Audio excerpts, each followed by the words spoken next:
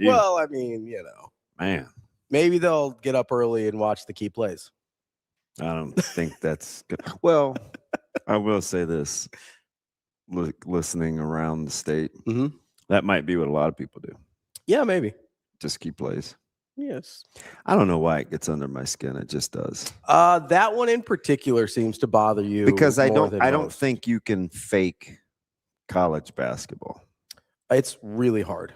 Like some other stuff you may be able to just kind of like skim and gloss through, but I don't think you can fake. Is that you think that's the hardest one? Yeah. Oh, 100%. What's the easiest one to fake? Football. People do it all the time. People mostly watch football though, right? Yeah. Although, I mean, you may be right though that we only really pay attention to what Nebraska's doing. I do think that's the thing. Still am a little about that. I still think that's You the want to thing. do that again? Yeah. One more time. I can't recreate Shane, that. did you cut that out? Like that, like ugh. No, not like like that was pretty good. I almost nailed that. Yeah, he had on a Belichickian hood the other day that I think I want. Yeah. It had a football Herbie. Nice. He's got to get that stuff custom done. He probably knows some people. And it's weird too, because I will ask for stuff, and it's just like he skips over it. Really? Yeah, he doesn't answer. Ignores it. Yeah, just keeps on. Wait.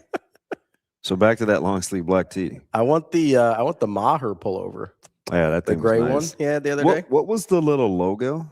It was a little. I think it was just a little corn. Was it corn? It was a red corn cap. Right? Yeah, it was like a corn husk with, and it just said Nebraska under it. Yeah, I've never seen. It sort of actually kind of looked like this a little bit, almost. Yeah, different it did. colors. I kind of like that. What's that under there? This is a Nebraska Prospects. Oh yeah, I have a lot of their hats. Yeah, yeah. I like the quarter zip. Yeah, I bought this from from our brand goods guys. I needed some like more cold weather gear. What? You like yourself in white. I like that. I like wearing white. Yeah. My mom thought you looked nice the other day at the Team Jack Awards. I don't know. I think she's looking at something different. Blah, blah, blah. So he looked nice. I said, I'm not going to tell him because he enjoys putting on a suit. That's true.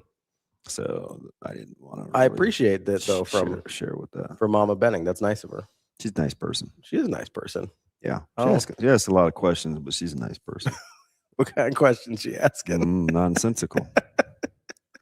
You gotta be nice to your mom. You help her out. I'm extremely nice to her. I just saw her this weekend. I'm extremely nice to her. I'm taking her to the doctor. Yeah, good son. All right. Not super talkative, but we gotta talk a little bit more. You get things like that's why I love you. So is he going to have to share numbers again this year? Is he going to wear a different number? Like stuff like that. Hey. Listen, she wants to know how to watch her grandson. She doesn't want to get confused with other people and other numbers. I get it. Oh boy. She's like, oh, is that Caleb? Why is it should be a lot easier for her this year. Is that Caleb? Is that Quentin Ives? What are we doing here? Well, I think he kind of likes 23. You think so? Yeah, I do. Because what he was rocking. How many numbers he had since he's been there? It's been a couple, right? 3. Because he was at 35 for a minute. He had the fat kid number. Then he went 28. You were mad about 35, and then now 23, maybe. Yeah, I think he likes 23. 23 is a good number. I'll be honest. In order, I think I like 28 the least out of those. Yeah, I know you don't like 35. I don't know. I've just got. This is a weird thing. It's probably like an OCD. I don't know how to turn my computer on. Is there such a thing? It's possible that plug is not working and it's telling you need to charge. Oh, here, let me. The old plug isn't turned on. Yeah, give me that one right there. There's one underneath here. It's not like I've never done a show without right there. Without one of these deals. Without a computer before. Yeah. Yeah, I mean you can wing it. You seem very hurt right now. I'm trying to be different than what everybody else is doing. No, you got it right here. There you go. Oh. You see what I'm saying? Yeah, I see it. There you go. Yeah. Your thumb was down there, and I was like, why do you keep pointing to a place that doesn't have an outlet? You just meant the entire strip. Well, I can see that. So plug it in. Wow. Nice of you. I'm just saying, on a scale of I'd go 23, best number, then 35, then 28. I've got like an OCD thing where like numbers just seem good or bad to me, and I don't like 28. Yeah, you know my favorite number? 21. Playing. That's not a number, DB. Do that. Spoken like a true Richard Head. 10, 11, 12. That's a real like coach move right there. Like, I don't care what number you're wearing. Play. Yeah. No, that's a dad move. Well, it's hard to tell a difference sometimes. Yeah, that's what he says. I mean, especially, with your players, you try and take good care of them, Mm-hmm. There's some father figure type stuff going on there sometimes. It's fine. Keep replicating at the start you've gotten off to this spring. We'll be fine. Listen, there's a chance I'm going to be right about that one. I know. I know how much it's going to bother you. That's what his coach told him the other day too. No, I'm prepared. I mean, Foreman has dibs. Yeah, that's fine. Because he said it from day one. That's fine. So Foreman knew him a little. I avoided him the other day. Foreman? But, yeah. Well, I didn't know it was him. Oh. But it's only a select few. But he like had a hood on. Oh, so you couldn't see the hair? I couldn't see anything. Yeah. His head was kind of down, and he walks real slow, like he minds his own business. Mm-hmm. He just kind of looked like a regular, normal 6'3", 240-pound dude. Well, he's in all black too, so he's Okay. got like a black Nebraska coat and black pants. I mean, he could have been staff. I was like, he's still. I mean, I guess around the building, he's less of a giant human being, but like, Yeah, if he's just, not really a big guy anymore. No, he's still like, if he's in a crowd of normies though, like he still stands out. Like he's a big Well, guy. Because he looks like Fred Sanford. I was gonna go Frederick Douglass, but Him too. kind of got. You've never seen I used to have to Sanford? walk to school, and I'm not doing that no more. Did So it's Frederick all Douglass good. have a theme song? I didn't know that. No, that's from Sanford. Oh, So- okay. So this, I'm really guessing my computer just isn't going to turn on. You might just be out of juice. You might need to give it a minute. I don't know. And God said, "Let there be light." Boom. Roasted. Nailed it. I did not nail it. And then it went right back to sleep immediately. All right. It's fine. It's fine. It's fine. Maybe it's selling crypto. Wow. Too soon, Shane. Too soon. I don't know. I'm searching for ideas. Too soon, Shane. Maybe he's selling crypto. So listen, I would never do that to you, DB. Sash, did you air high five Bill? I need you to grab the headsets. She's like, "Oh my gosh, people have to listen to my voice this morning. People have to hear my voice. I don't want to talk. It's too early." And where's Rico? I think I can talk to you this way, can't Oh, I? wow. Oh, Hey. it's like God. Let there be Sasha.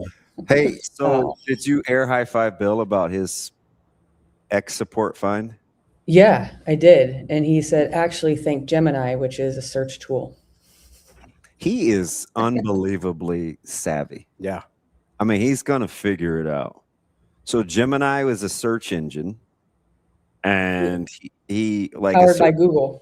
Powered by Google. So he found a way to communicate with the support team from X that takes you out of the hamster wheel. Yeah. Yeah. Out of the feedback loop. It was incredibly efficient. From the time you sent me that email to me being up and running was 4 days, maybe? I said, yeah, it was like 3 or 4 days. It was Not very long. Yeah. almost immediate. So if you guys want to figure out how to ever get your Twitter back, hire Bill. He does have a lot of other things going on, so it might take him a minute, but Yeah, and he may not need your money, but he'll take it and he'll put it into other things like Fantastic Studios. that's true. If you guys want to build us some new stuff, that's cool. Yeah, we're starting to get the shelf right. I know. Yeah, I like it. We're filling out a little bit here. So I'm interested in bobbleheads. Okay, so we've got Gensel. I can't find my Troy Palmau bobblehead. We've also got Ken Harvey, which is a personal favorite of mine. You a big Ken Harvey guy? I do love Ken Harvey. I felt bad for him because he was at Nebraska right before the like really good run with CWS and everything. So I was quietly, he was an exceptional hitter. Just an I absolute, think he forgets law. He gets lost a little bit. I think he gets forgotten about it in baseball lore. And you think he can throw strikes? If he could throw strikes, he can come back. I would say if he can throw strikes, he should take it to court and see if he's got any eligibility left. Although he did have a nice little run with the Royals there for a while too. Yeah. I was a big Ken Harvey guy. I appreciated him. Speaking of which, we will talk to Kyle Crooks. Yeah, that is at 8:00. We'll talk to Kyle Crooks, Husker Radio Network, and get a little baseball in, as well as maybe some spring football. Sprinkle it in there as well. It's a lot going on. And then Perhaps the dagger in the 10th. at 9:00 this morning, not whatever I said yesterday, we've got Will Backus from CBS Sports. Shane's so terrified of you. He probably didn't cut that. He up, did cut it. He sent it to me. Shane, you can play that if you want. It's okay. I don't have it loaded. It's all right. You're too busy making bad jokes. I don't have it loaded. He did text me. I forgot to reply to him that it was okay for him to play it. You forgot? Yeah. I was doing some other stuff, You didn't have tennis yesterday? Yeah, Monday's tennis night. Well, one of them. Wow. How's your elbow? It's fine, man. You got good technique. If you have good technique, you don't get tennis elbow, really. Oh, tell that to the pros that get tennis elbow. I'm sure their technique is pretty sketch. Most of them don't. Oh, so they just wear sleeves for GP? Well, I mean, preventative measures. The sleeve helps with a little inflammation and stuff. Sponsoring Copper. A little bit of they're big Brett Favre guys. And then at 9:00, we're going to talk to 9:00. We're going to talk to John Ledger. Wow, you hammered that whole thing. You said Ledger and I was At 9:00. I was flustered. My man was shook. Don't worry, it happens to the best of us. Ledyard. There we go. He was a good guest. I like talking to John. Yeah, John was one of those guys that you couldn't fake if you knew what you're talking about or not. Yeah, I think John is very well versed, and he's particular, and he's not afraid to have his own thoughts. Oh yeah, he'll disagree with your question or your premise, which is good. That makes for a good conversation. Yeah. I think I don't want to pat ourselves on the back too much. I think it's hard to fake interviews with us. Oh, just because of the line of questions? Yeah, we ask some random stuff. Yeah. Like you got to be pretty well. A lot of times when you don't get those guys, and I'll try to preface it by saying, "Hey, man, I got to take advantage of the expertise." Mm-hmm. So we may rabbit hole you. Yeah, we just gets a little out there. You're asking about random offensive line combine performances. Not everybody's built for that. Yeah, I was fascinated by it. Was the O-line was my least favorite day. Yeah, I didn't love it. I just because you can't tell very much. No, you can, but you can't. The drills for offensive linemen, I think, are probably the least helpful. Yeah, they're more. These guys. Some of these guys are just crushing that sled. Yeah. But that's not going to show up. For some, I watched Darnell Washington do it a couple years ago for the Steelers, and before the Steelers drafted him, I was like, who is that big old guy just bullying that sled? Yeah. And then I watched him play, and I was like, oh, that's the same guy. Sure. Yeah. But I do think there's people it does not translate for at all. I think it was a good day. This is gonna be a great draft for day 2 and 3 linemen. Okay. I think on both sides. I think there's a lot of good quality offensive linemen that you can get later.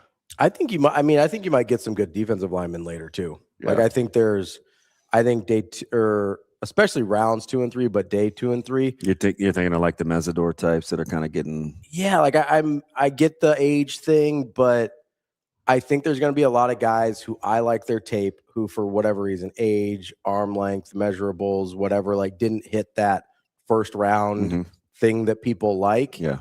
And they're just going to be sitting there for you in round 2 and 3. And some team, probably the Ravens, because they seem to always make those picks. Them and the Eagles. Yeah. Yes. It's going to be the Ravens and the Eagles just waiting there. Be like, thanks, guys. Yeah. Just with arms wide open, just getting every good player that had their arm was a half inch too long and their 40 time was 2/10 of a whatever too slow. He said arms wide open. Oh, gotta give my boys. Well, I just fleeced the draft today. Seems my team is going. And then at 9:00. That seems exactly how this is going to go. There's going to be really good players that for some reason NFL scouts talk their way out of. Is it childish that I'm rooting exceptionally hard against somebody that I don't even know, like Minter? God, I hope you suck. Well, I don't even know you. I mean, I know. I mean, that's like your rival, so no, like that makes sense. Mm-hmm. And I think he took a coach that Nebraska was going to have, but I think they have a better coach, so I'm very thankful for him. It's like, hey, appreciate you. No, I mean, I think Yelk's is a better fit. I think the players would tell you he's a better fit now than Coach Taylor. Well, I mean, Taylor was cut from NFL cloth, and I get it. Yelk's come from the NFL, mm-hmm. But personality-wise, it's vastly different. Because Taylor personality-wise was kind of different than a lot of guys they have on staff. Well, he's tough, man. Yeah. When Coach rules like dial it down a little, that's like maybe we're doing too much. Yeah. I was like, phew. And I don't usually mind stuff like usually that. You're kind of more but you got to give me a little sugar too. Yeah. You can't just. It can't just. I know people that just constantly complain and find the negatives, and they just aren't much fun. It can't be all turd sandwich. Do I do anything good? You do need that good piece of cheese. Yeah. It doesn't. I think the great ones complain about a hair in a shit sandwich. I watched practice with her the other day. Yeah. She is like breaking down player evals. Yeah. I was like, you do that too. I think she does everything. Yeah. She was over there with the guru, Keith Williams. I'm not going to lie. There's a part of me that, like, you could probably have her run a program and I'd probably be okay. It's exceptionally bright. Yeah. Like, exceptionally she'd figure it out. Bright. I'm a big fan. And I don't remember what was exactly going on in Vegas that wasn't right, but it was late at night. And then I started the next morning in the lobby with, I call him C2, Clayton. It's kind of a right-hand man that does a lot of the scheduling, the heavy lifting behind the scenes of coordinating. And I mean, it was like 7:05, and they like got their cup of coffee. And I mean, they're going through it. I was like, dang, I used to think I wanted that job. Knock yourself out, Clayton. It's like, yeah, I'm trying to turn in by about 7. I mean, I think, and it was just, they were just trying to get something resolved from like 10 hours ago. Yeah. So they slept on probably 6 of it and then got after it. So they're like, hey, let's go. No, man, they're constantly tweaking. So I'm very much looking forward to the 28th. Different way than Shane is constantly tweaking. Yeah. I watched Shane, yes. So I'm tweaking. I'm just tweaking, right? Tweaking. The day before. No, it was last week, because the little board that he uses now has like lights up like light bright. And he's kind of just staring at it, but he's not really touching it. And I was wondering if he was just enamored by the colors. Because, there's like some hues of pink, there's some yellow, some other colors. And some orange. Some orange. Maybe some blue. Oh, my gosh. What? I get distracted by lights. Did you hear I said that? Maybe some blue. Here's orange. So I'm tweaking. You like Dustin Hoffman. Come on, Raymond. Definitely. Maybe some blue. I have no thoughts. Yeah, I know. There's no question about that. No, I don't even recognize what we're doing, Shane. I don't even know. Just being him. I'm so sorry. Wow. Oh, man. Would you like to? I know it's March, but who do we have today? Sierra. Very good. Let's go. Yeah. And Corey Brown. Lonnie Teasley. Wow. Are you ever gonna get that? Now it's in my head. Now, now it's like a thing. You looked at me like this proud little dude that just made 8 free throws in a row, and I just look at you. You're like, no, that ain't it. No, it's not Corey Brown. Corey Brown. Other line. Shoot. Wow. I got Sierra though. That counts for something. Corey Brown. I thought I nailed it. Are you going to take a nap today? I'm thinking about it. I was kind of looking at my schedule. This is typically a day where I would try and fit one in since we got the late Nebraska game. I think I'm going to. Did you stay up for Arizona and Iowa State? I did, yeah. So I probably need one today. So do you know why? Do you see why I give pushback to separating Duke, Michigan, and then Arizona? Yes. I think Arizona's just as good as Arizona's just as good. I think Arizona's closer to being alone with Michigan than they are being separated from Duke. The thing that people can't get past with Arizona is the 3-ball. Yeah. And I'm just telling you, with a healthy Pete and that depth along the front line, it's not going to matter like you think. Yeah. That's a really good basketball team. They also, I mean, you're talking, the teams we're talking about are 1, 2, 3 in Ken Palm defensive rating. And I know, like, Now, Duke is elite yes, defensively. absolutely. They are so long on the wings. Yes. Very, very. The way that they annihilated Virginia and got them out of sync was that Saturday? Was terrifying. Yeah. Because you like that Virginia team. And Virginia's really good offensively. Yeah. Now, they got in some early foul trouble, and I think they panicked a little bit. But, I mean, Duke just suffered. Just what they did to NC State last night. Yeah. Because NC State, I mean, NC State's another, but it's another they're not team, bad. and they make a ton of threes. Yeah, like they can fill it up. They shoot and take a ton of threes. And what they scored, like 57 last night? Yeah, and at no point were you really like, oh, this could be Never competitive. threatened. Never threatened. So at it's all. just like, I don't know, you better be built a certain way. I also, it's not like people talk about Arizona like they're St. John's last year in terms of shooting the ball, and they're not. I don't know. Right? Like, I get they're not elite. They're not Illinois. They're not whoever else, right? But they're not St. John's last year. Like, that's how people like talk about the shooting for Arizona. That's just not the case. They're average, which is, with everything else they have going on, is probably good enough. Especially because it's not like they can't make jump shots outside of 3-point shooting, right? Like, Burries can get to his spots, and I don't have a problem with the way they play offense. Like, St. John's last year, I had a problem with the way they played offense. Like, that was a stagnant, disgusting offense. Michigan State this year, I have a problem with the way they play offense, right? Even though they can get into some stuff because of individual talent. And you know what's funny? What's that? You know what Duke shoots as a team from 3? Not off the top of my head, but I don't. First of all, who shoots it better from 3, Arizona or Duke? I would guess Duke, but not by a lot. I don't. Interesting. Tell me more. I don't view Duke, like, I don't think about Duke as like, oh, they shoot the lights out. Like, Duke's about 35-5. yeah, from 3. I think Arizona's just below that, right? 35-3. Yeah, like, We don't talk about Duke's lack of 3-point shooting when we talk about how elite they are in terms of them being separated from the pack with Michigan. That's why, like, I don't think, if you're going to separate one, I think Duke, because you brought this up a couple months ago, I think, and it stuck with me. And I think you're right. I don't like their playmaking at the guard spots enough. It's interesting. Like, I mean, when they're doing their thing, though, that's who that offense runs through. Yeah, but it's not off the bounce. Like, end of game situations, and which I think he does. He does run some good actions, though. He's really good. Because I've seen them. They did it to Michigan. Yeah. Like, in the second half off of really similar sets, when they got a couple of lobs, when he called a timeout, they were stressed. I think Michigan had cut it to like 2, and he got a timeout. And I think Duke went on like an 8-0 run.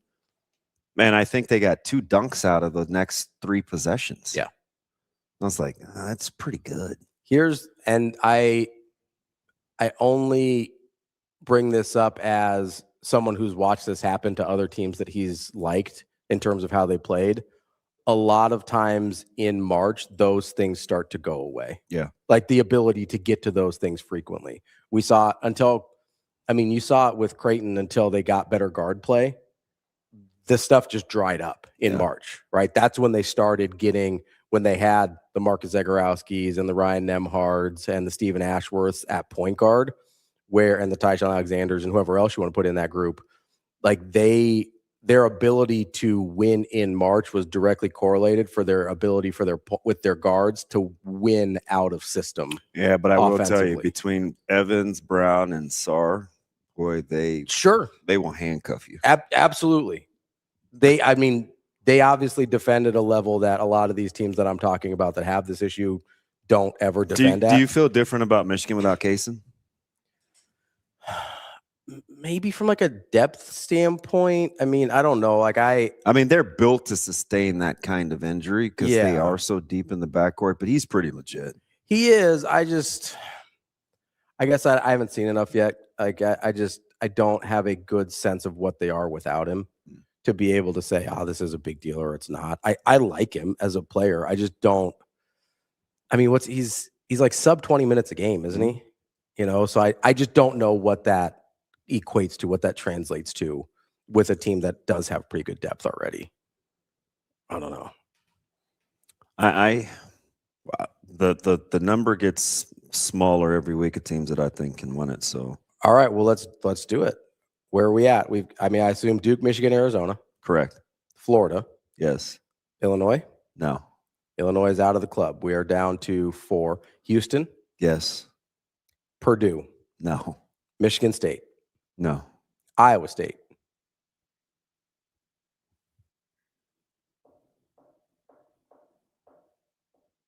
I will say yes. Okay. UConn. Yes. Nebraska. No. Gonzaga.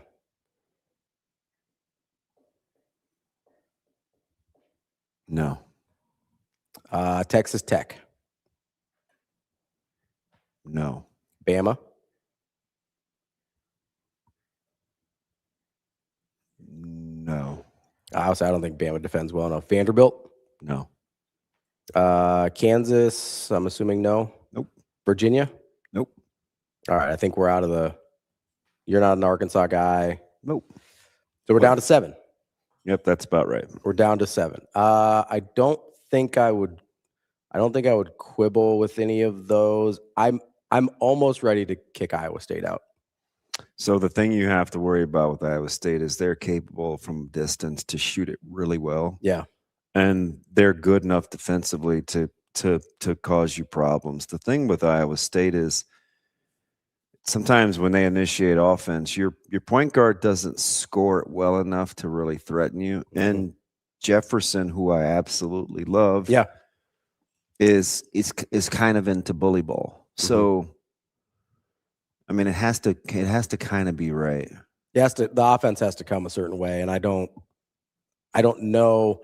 I like teams offensively in March that can beat you kind of in multiple facets. I keep, and I don't know that I keep Iowa State in the discussion. Okay. I mean, they can shoot it, man. Yeah. I mean, guys, everybody not named. I mean, that starting lineup not named Lipsy. Yeah. Yeah. I don't know. I like Iowa State. I wasn't deterred last night. I get it. They've kind of hit this. And you remember, Arizona is now healthy. I mean, they get 2 frontline guys back, and they're cruising. And after the back-to-back losses, they look really good. You know, so I mean, so Iowa State's lost 3 out of 4. I think they've lost 4 out of 6. 1, 2, 3, 4 out of 7. 4 out of 7. Yeah. And then Arizona State coming up on Saturday to wrap up the season. That should be a win. It's a couple of tricky games tonight. Yeah. Okay. So what do we have tonight? What do we have on the slate tonight? We've got Nebraska, UCLA. Yeah. What else do we have here? I'll bring it up.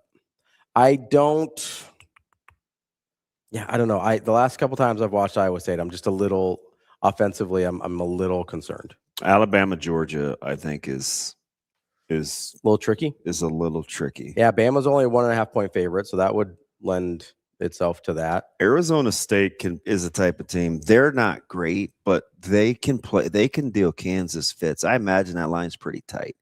Arizona State, Kansas, 4.5, 5 maybe 5.5.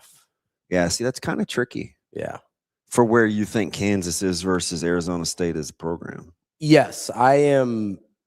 I mean, I think Kansas is really not playing that well right now, so that doesn't necessarily surprise me. Hey, you want bad line of the night? Yeah. What would you? Yeah, you probably have it open. Well, I've got a couple of them in front of me, but I won't scroll if it's not directly in front of me. Vandy plays at Ole Miss tonight. Okay, that one is not in front of me. Okay, Vandy or Ole Miss is 4-12 in the conference, 12-17 I'll say overall. they're bad. Yeah. Vandy's top 25 in the country. I don't think they're playing particularly well, but yes. What would you make that line? Well, I already know it's fishy, so I'm I'll try and eliminate the bias from the question. Off the huff, I would have made that probably pretty close to double digits, probably 9.5. It's 6. Yeah, that's a little, that smells. Yeah, real bad. Oh, it's a little, Real a bad. little stanky. So I'll be curious to see if That's some day old fish right there. and if it's anything like the rest of this stuff. I mean, some teams in the top 25 are inexplicably going to lose tonight. How you feeling? I mean, Nebraska's a dog. I was how you feeling about Nebraska being a 1.5 dog? I mean, given UCLA's success, I talked about this a couple weeks ago. I mean, they don't lose at the Pauley. Yeah. And they're coming off a bad loss. Yeah. I don't love that. I don't either. I'm very, and you make fun of me for it in football, probably because there's more time in between games. But I really don't like teams that I think are at least somewhat capable coming off of bad losses. Mm-hmm. Right? Like that's a bad loss. Ken Palm does have Nebraska by 2 here. So he's 3.5 points different from what the line is. I was going to check the so UCLA gets 3.5 points for home court Early. So I mean, Ken Palm would have this at 5 or 6 if it were neutral. 5 or 6 UCLA. No, 5 or 6. No, Nebraska. Because you just said they get 3.5 for. Yeah, and he's got them at 2. He's got Nebraska winning by 2. So he's got Nebraska as a pretty clear favorite here at a neutral site outside of Pauley. What do you think the watch goes like today for Nebraska for a 10 o'clock tip? What do you mean the watch? For Husker fans. Oh, I mean, I think are they getting a cat nap in, or are you just going to power through it? I'm definitely trying to get a cat nap in. I don't know. Like, this is under normal circumstances, no judgment here. I think this would, in normal basketball years in this state, I think this would maybe be a first halfer and you see what happened in the morning. I don't think that's the case this year in this game, so I'm not really sure how people are going to approach it. And Nebraska can, I think, for all intents and purposes, lock up the 2. Yeah. In the Big Ten. Yeah. I think you're right. I think because they're pretty close anyway. I think a win here gets them the 2 seed if I understand the scenarios correctly. That's a big one. AJ, he said, I was sleeping at the regular time and record and watch first thing in the morning. I don't know, man. How you go to bed? Yeah, I'm not. I also, the rewatch first thing in the morning for what we do, like, is just, for me, not an option.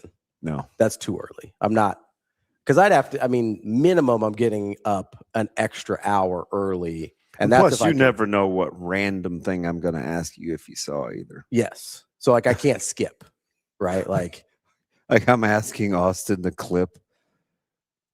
Chad Baker Mazzaro being bent over. Yeah. Just like gassed at the end at the end of the first half. He's like, hey, do you know about when that was? And I was like, well, didn't play in the second half. Yeah, it's after the first TV timeout. I knew it was under 10. And so it didn't take me super long to find. I knew it was like we were getting towards the end of the first half. I felt bad. I was like, yeah, I don't even know if does he want that to be in his job description?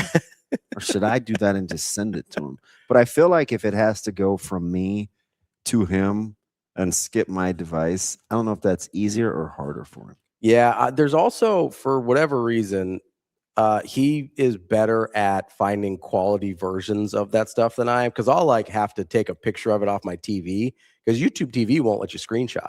Mm-hmm. I know. Off the phone. Which, by the way, at some point they have to fix, right? I think it's you can take a screenshot off of anything. Almost. I think it's a right thing. My online banking is like, no. Yeah. I think it's the same type. Like they do it on purpose for the online banking and I think for YouTube TV. Yeah, and I guess I prefer that for more than the not banking, for the banking. for sure. The YouTube TV thing's annoying. It's like I paid for this service. Let me take a screenshot. Yeah, HBO, help me out. This is annoying. I don't want to have to go take a picture of my television screen. Yeah, I'm not good with the old phone anyway because I get the bright spot and the light spot. Although when I'm trying to figure out how to work my microphone because my voice text doesn't work right now. Mhm. So I just was getting in my phone and I was like, oh, there's lots of things I can do to take better pictures. Oh yeah, you hadn't like played with the camera at all. No, I haven't really either. To be honest, I don't. I just open the camera thing. And it's like, here we yeah, go. look at some of the stuff that people do with their app. Like at the bowl game, Brandon did a lot of work from his phone, Mhm. Meyer, and I'm like, how is this such good quality? That's what like half the stuff that we put out is like people on their phones. Like we've got And nice he's cameras and stuff. super particular. I mean, but he and Sasha are cut from kind of the same cloth. I mean, he's getting it down to like, and it's just his phone. Yeah. No, but you can do some crazy stuff. It's like, do I need to be an Apple guy or just better with what I'm doing? That's above my pay grade. I don't have the patience. You know how I feel about that. Shut up. Come on, man. You need to hear from you. Well, I mean, it would be an awkward show if you didn't hear from me. Oh. What sort of narcissist talks to himself? Does Kenny talk to himself? I don't know.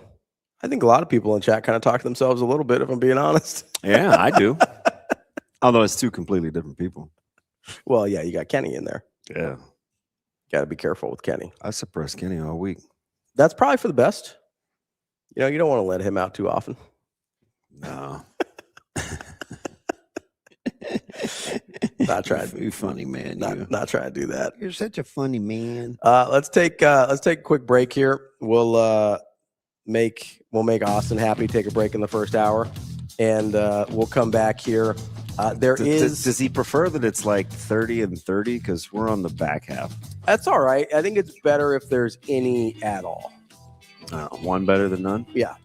I think he can only ask for so much at this point. So I got to tell him slow motion is better than no motion. Exactly. That's DB. I'm Ravi, Lulla. Austin says the show's much more fun when I'm happy. I feel like he's, holding us hostage here a little bit. Nudge, nudge, wink, wink. We'll be right back. More Hurrdat Sports Live.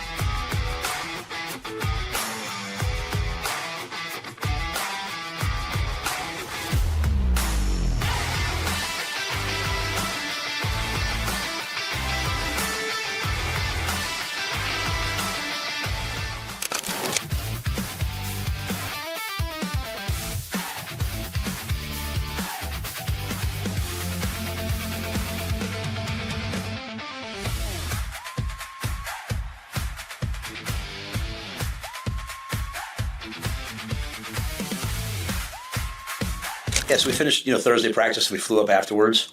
It's really different. It used to be, you just really went there to support your guys. A lot of teams might have questions. the feedback I've gotten on Emmett, just how well he's interviewed. The feedback I've gotten on Deshaun from the Senior Bowl, how well he's interviewed, I think is really good. As you see scouts and personnel directors and GMs, able to give some insight into who they really are. If there's anything that's out there that maybe is negative, you can hopefully dispel it, because sometimes that happens. So it was great to be there and see them. It's different now in that it used to be I would go every time I've had a player in it. I've always tried to go and do those two things. Now you probably spoke with 30 agents on Thursday night and Friday during the day, because they represent high school players now, and so it was a business trip for us. Pat Stewart went, Keith Williams went, Logan Holgerson went. Probably could argue could have been up there for 3 days. Excuse me, just with the amount of guys that we who represent pro players and also represent college players. Able to get a lot of meetings with those guys, just not only for this year, but for years moving forward.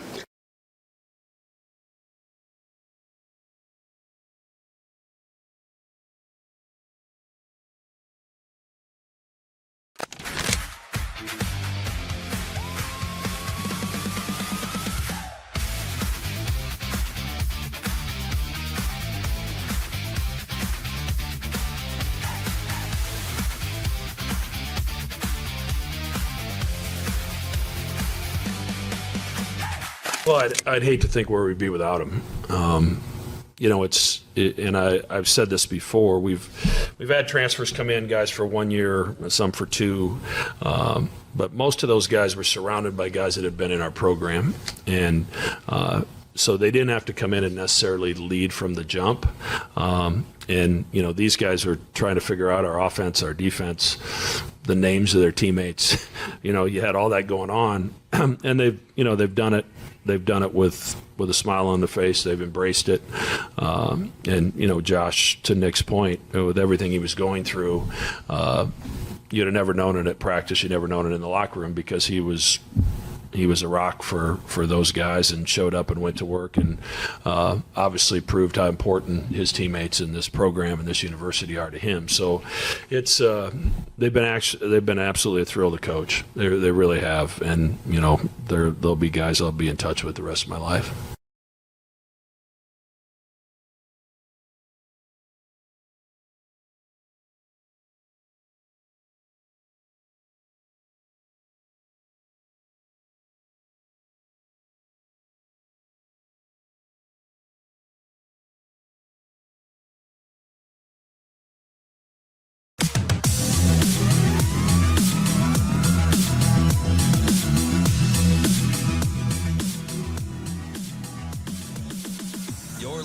To Hurrdat Sports Live. Welcome back, Hurrdat Sports Live. That's DB. I'm Ravi, Lulla here at Hurrdat Sports HQ. Don't forget, the place to be wherever you want to watch your March Madness. Listen, it needs to be at Hurrdat Sports Bar and Grill. All right, that's the place to be. The best TV setup, the best food, and honestly, you might get to hang out with some of these fine folks. We usually go over there at least one of those days as a team, and hang out for the NCAA basketball tournament. So come hang out, Hurrdat Sports Bar and Grill, and, get some food. The only downside, what's that, to being here? Yeah. I can't see the specials now. That's true. It's true. We might need somebody to, although do they post them online? I think so. I know we post them on our social, on the Sports Bar social page. All right. At Hurrdat Sports Bar. Oh, I follow them. Yeah. Oh yeah, I can do those things now. Well, yeah, actually, you have your Twitter back. Hey, for some reason, so whomever hacked the account must have blocked Kugler. That was the craziest thing ever. Kugler was like in the original 4 people that I followed. That's actually really funny. I don't know why. He's one of the first 4. Yeah. Well, he did that tweet like yours. Yeah. He was thanking you for the crypto. So maybe the guy got mad about that. He was a little. I mean, he was a little snarky about your crypto investments. Do you think Kugler's gonna support me at all? Not publicly, anyway. I would say privately, sure. It's important to make fun of me. No, so I had to look, and I'm like, gosh, is anybody else blocked that shouldn't be blocked? I'd say, did you have to go through your blocked list? No, I just unblocked him. Nobody else has said anything. I don't block people. Yeah, it's true.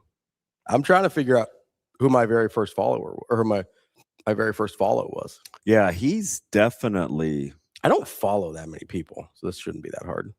How many people do you follow? It's under 400. Really? Yeah. No wonder you don't know anything. Well, my very first follow, it appears. Wow, and I think 900 is too many. I think 900 is too many also. You only follow 400 people? 392. 392. Man, I think I've just been too nice to people. So it's a little bit of an OCD thing. Well, my thing is I have to keep it under 1,000. Yeah, I cut people all the time just to stay under the number. Mine is I want a 10-to-1 ratio. I have to clean up some of the Nebraska staff. Oh, it's true. Some of those people got out. Yeah. Here. And one I'm mad at, so I'm definitely not following that dude. One of them what? You're mad at? I ain't really rocking with him. Get out of here. Oh, he's just doing too much. Yeah, I like that's true. Zach's I'm making sure my ratio is good. But I just passed, I know this is not a big number for you, but it's a big milestone for me. I just passed 5,000 followers recently, so I can add another 100 and I'm okay. Oh, there you go. I'm a 10-to-1 guy. I want to keep my ratio. Did they like good. your hot basketball takes? Listen, I thought the basketball takes were great. Can I just tell you? I'll tell you immediately and forever how to win an argument with me. And DeMarinis did not do it right. So, and I think you have to set it up though, because if they didn't see your social, sure, yeah. So on Hurrdat Sports, we might be able to recreate. I mean, we might just be able to pull it. Yeah, up. we might be able to grab it real quick. It is fascinating. Austin, the top 5 Nebraska basketball starting lineup, if you can find it real quick. So I did this video of the all-time starting lineup. So I tried to be positionally faithful. I tried to, little Steve Perry. I tried to put it faithfully. Run. Yeah. Journey. So I tried to be faithful to positions. I tried not to fudge too much on the positions here. And I tried to put together a team that made sense to me in terms of could possibly actually play together. So that's important because you're just doing way too much. Here's part of that. I tried to do this so they could play together. Shane didn't make the list. You don't have to sound like that. Oh, fine. Here's the deal. I put this team together, and I think for the most part, there's only one issue that people have. For the most part. And wait, does AJ have it ready to go? I need a thumbs up from either Sash, Liquid Face. He's in a different room, so I don't know that. Well, clearly, this is not like I'm back being interviewed. I can see that it's a two-way. Give me that thumb one more time, Shane. Down. Okay. Dude, your finger, those things are so small. It's the window. It looked like a nub. It's the lighting in here. I'm sorry. I feel bad. It's the lighting. I mean, the dude was like this. How are we supposed to be able to see that little sausage, that little Vienna, that little smoky? Hey, I'm tripping. How does AJ not have? Don't we just have that in it's ours? I know, but he's got to load it up into the system. Oh, I don't know anything about that. I don't either. That's why I'm not saying anything about how hard or easy it is. I have no idea. You just imagine the dude will come in here and just talk reckless. Yeah. Be like, he's going to burst through that door like the Kool-Aid man. And yesterday, what day was that? He was mad about the camera. He stormed in and stormed out. Yes, Austin. It was posted yesterday. Shoot, I want to. Okay, just go through it. So it's better in your own words because you did try to explain Nebraska what I think. Basketball's all-time starting 5. With Nebraska having a historic season in men's basketball this year, I wanted to go through and see who the top 5 starting players in Nebraska history would be. And I'm going to start off pretty easy at point guard. It's got to be Tyronn Lue. Only played 3 seasons at Nebraska, but he's top 10 in scoring and top 5 in assists in Nebraska history. Led him to the 1996 NIT title and was a first-round draft pick in the NBA. Tyronn Lue is a no-brainer. Shooting guard, I'm going to go out on a limb here a little bit. You probably think it's recency bias, but I think I'm going to go with Keisei Tominaga. I know there's other guys with better resumes, but I think Tominaga reinvigorated this program and honestly may have saved the Fred Hoiberg era in Nebraska basketball. He led Nebraska basketball to their first NCAA tournament appearance in a decade. And honestly, without that, I don't know if we're having the season at Nebraska that they are right now with Fred Hoiberg still at the helm. I think Keisei Tominaga saved the Fred Hoiberg era. So for that, he makes my list at shooting guard. Small forward, this one's pretty easy. Eric Piatkowski, one of the best shooters in Nebraska history, averaged over 20 points per game his senior year, just an all-time great Nebraska basketball player. For power forward, I'm going to go a little bit into the way back machine for you here. Andre Smith. He was the 1981 Big 8 Player of the Year, Conference Player of the Year from Nebraska, top 6 all-time for Nebraska in scoring and rebounding. Great player, Andre Smith. And last but not least, arguably the greatest player in Nebraska basketball history at center, at any position, but he is our center, is Dave Hoppen. All-time leading scorer for Nebraska, only player in Nebraska history to score over 2,000 points. He's top 4 all-time in rebounds at Nebraska as well. Dave Hoppen is the unquestionable choice at center. There's your Nebraska all-time starting 5. Who did I miss? Where did I mess up? Let me know in the comments. Listen, mostly people are only mad about Keisei, right? I'm surprised you, and I love Pike, but I thought you may get some pushback on Pike too. I really didn't. There was a couple people that wanted Sanford in there. Now that's recency bias. It is. And listen, I was like, hey, like if he comes back next year, does the same thing again, he probably bumps Keisei. Mm-hmm. Like that's because I can fudge either Price or Piatkowski as a shooting guard.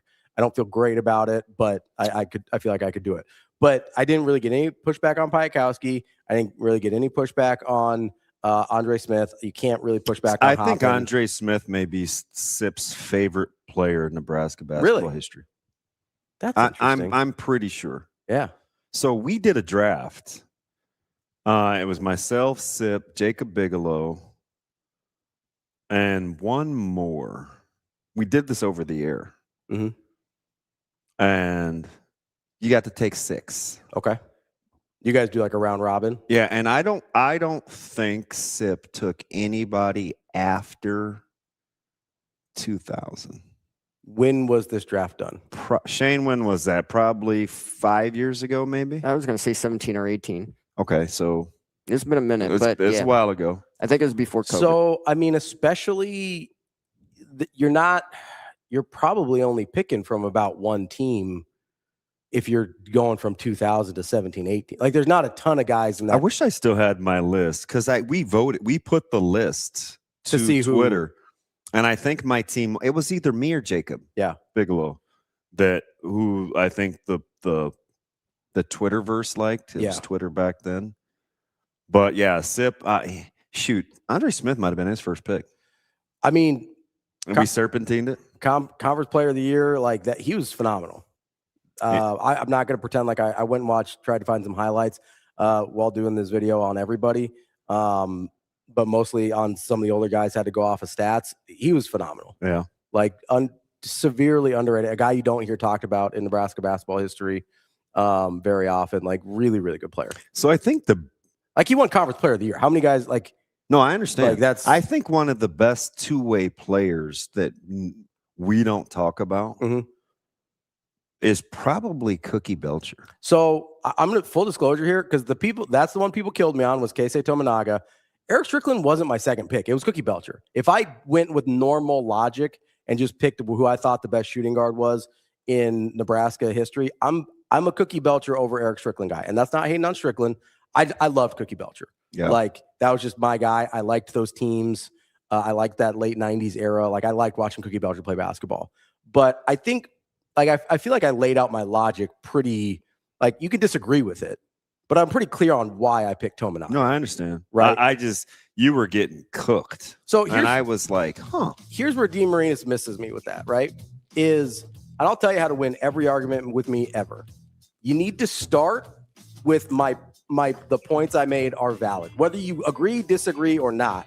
If you can't even acknowledge that the point I made was valid, I'm not hearing it from you. I'm just not. Because I'll be like, I can be wrong plenty, but there's generally some validity to what I brought to the table. So if you can't acknowledge that, we're not having a real conversation. If you can't acknowledge that Keisei Tominaga likely saved the Fred Hoiberg era and was a cultural phenomenon the likes of which Nebraska basketball has rarely, if ever, seen, and that's important to a program that is rarely nationally relevant, then we can't have a conversation. If you want to be like, I get that, but it doesn't outweigh the career of Cookie Belcher or Eric Strickland, cool. So but if you start with those were the next. I don't know if those would have been my. I think my next two were Cookie Belcher and then Eric Strickland at shooting guard. That's probably where I would have gone. But Cookie Belcher was definitely my number two. Like, it was no question about it because I love Cookie Belcher. No questions asked. Are you going to be able to shoot it well enough? You, Pike, probably? So that's part of the reason I went Keisei also. Like, I wanted a little bit more shooting. You don't give up some defense. Oh, yeah, sure. That's why I got the big guys.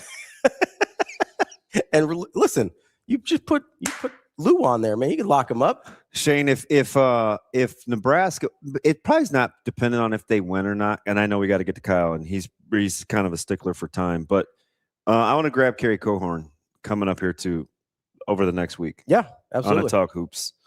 He's got some pretty strong opinions. Let's get to my man. All right, we'll got Kyle Crooks coming up next. We'll take a real quick break. We'll be right back. Hurrdat Sports Live.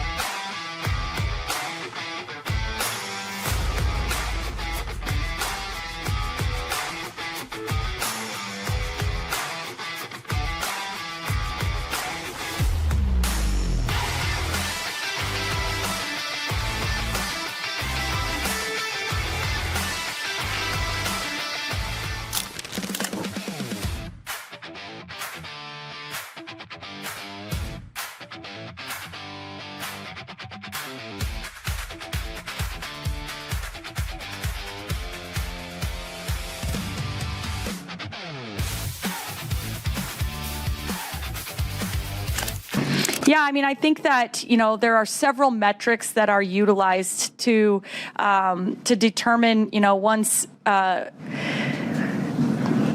status for being into and seeding in the tournament. And I think that one of the major ones is the net rankings. And you can't argue with the fact that, that is a ranking metric that takes into account not just wins, losses, all the such, but where you played the games, offensive efficiency, defensive efficiency. And I think that there's really no way to skew that ranking. And so I think it shows a lot about what this team has been up against, playing the best teams in the country and a lot of them on the road and being right there in one possession and two possession ball games.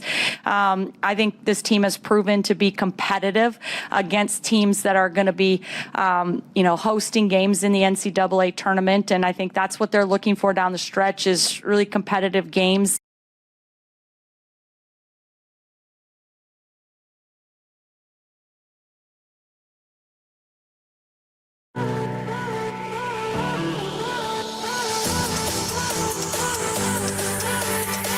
Welcome to Hurrdat Sports Live. 0-1 Hull swings and a high drive down the left field line. If it's fair, it might be gone. This one is over the foul pole for a two-run home run. It's flown out, ribby double, and grounded out to third. Also reached on a fielder's choice. Next to him. Oh, that's a deep drive. Left field, off into the overnight. It's gone. Three-run bomb from Chesky. It's now 9-5 and perhaps the dagger in the 10th. Welcome back, Hurrdat Sports Live, presented by Next Gen Male Medical. That's DB. I'm Ravi Lulla here at Hurrdat Sports HQ. We are joined now by Kyle Crooks from the Husker Radio Network. Kyle, how are we doing this morning? I'm good. I didn't think I'd be hearing myself screaming in the morning when the calls. Well, good morning, sunshine. You're up early. I know. When Shane texted me, usually I assume your 9 a.m. is full this morning, but he usually says, 9 a.m. That's about as early as I go. But for you guys, 8 a.m. I'm up and at 'em. Boy, you got me up early. I'll tell you what. You're lucky I like you guys. Hey, can I be honest? Because I know you the way I do, I blew up the screen. I thought it was a typo For being at 8 o'clock. for being at 8.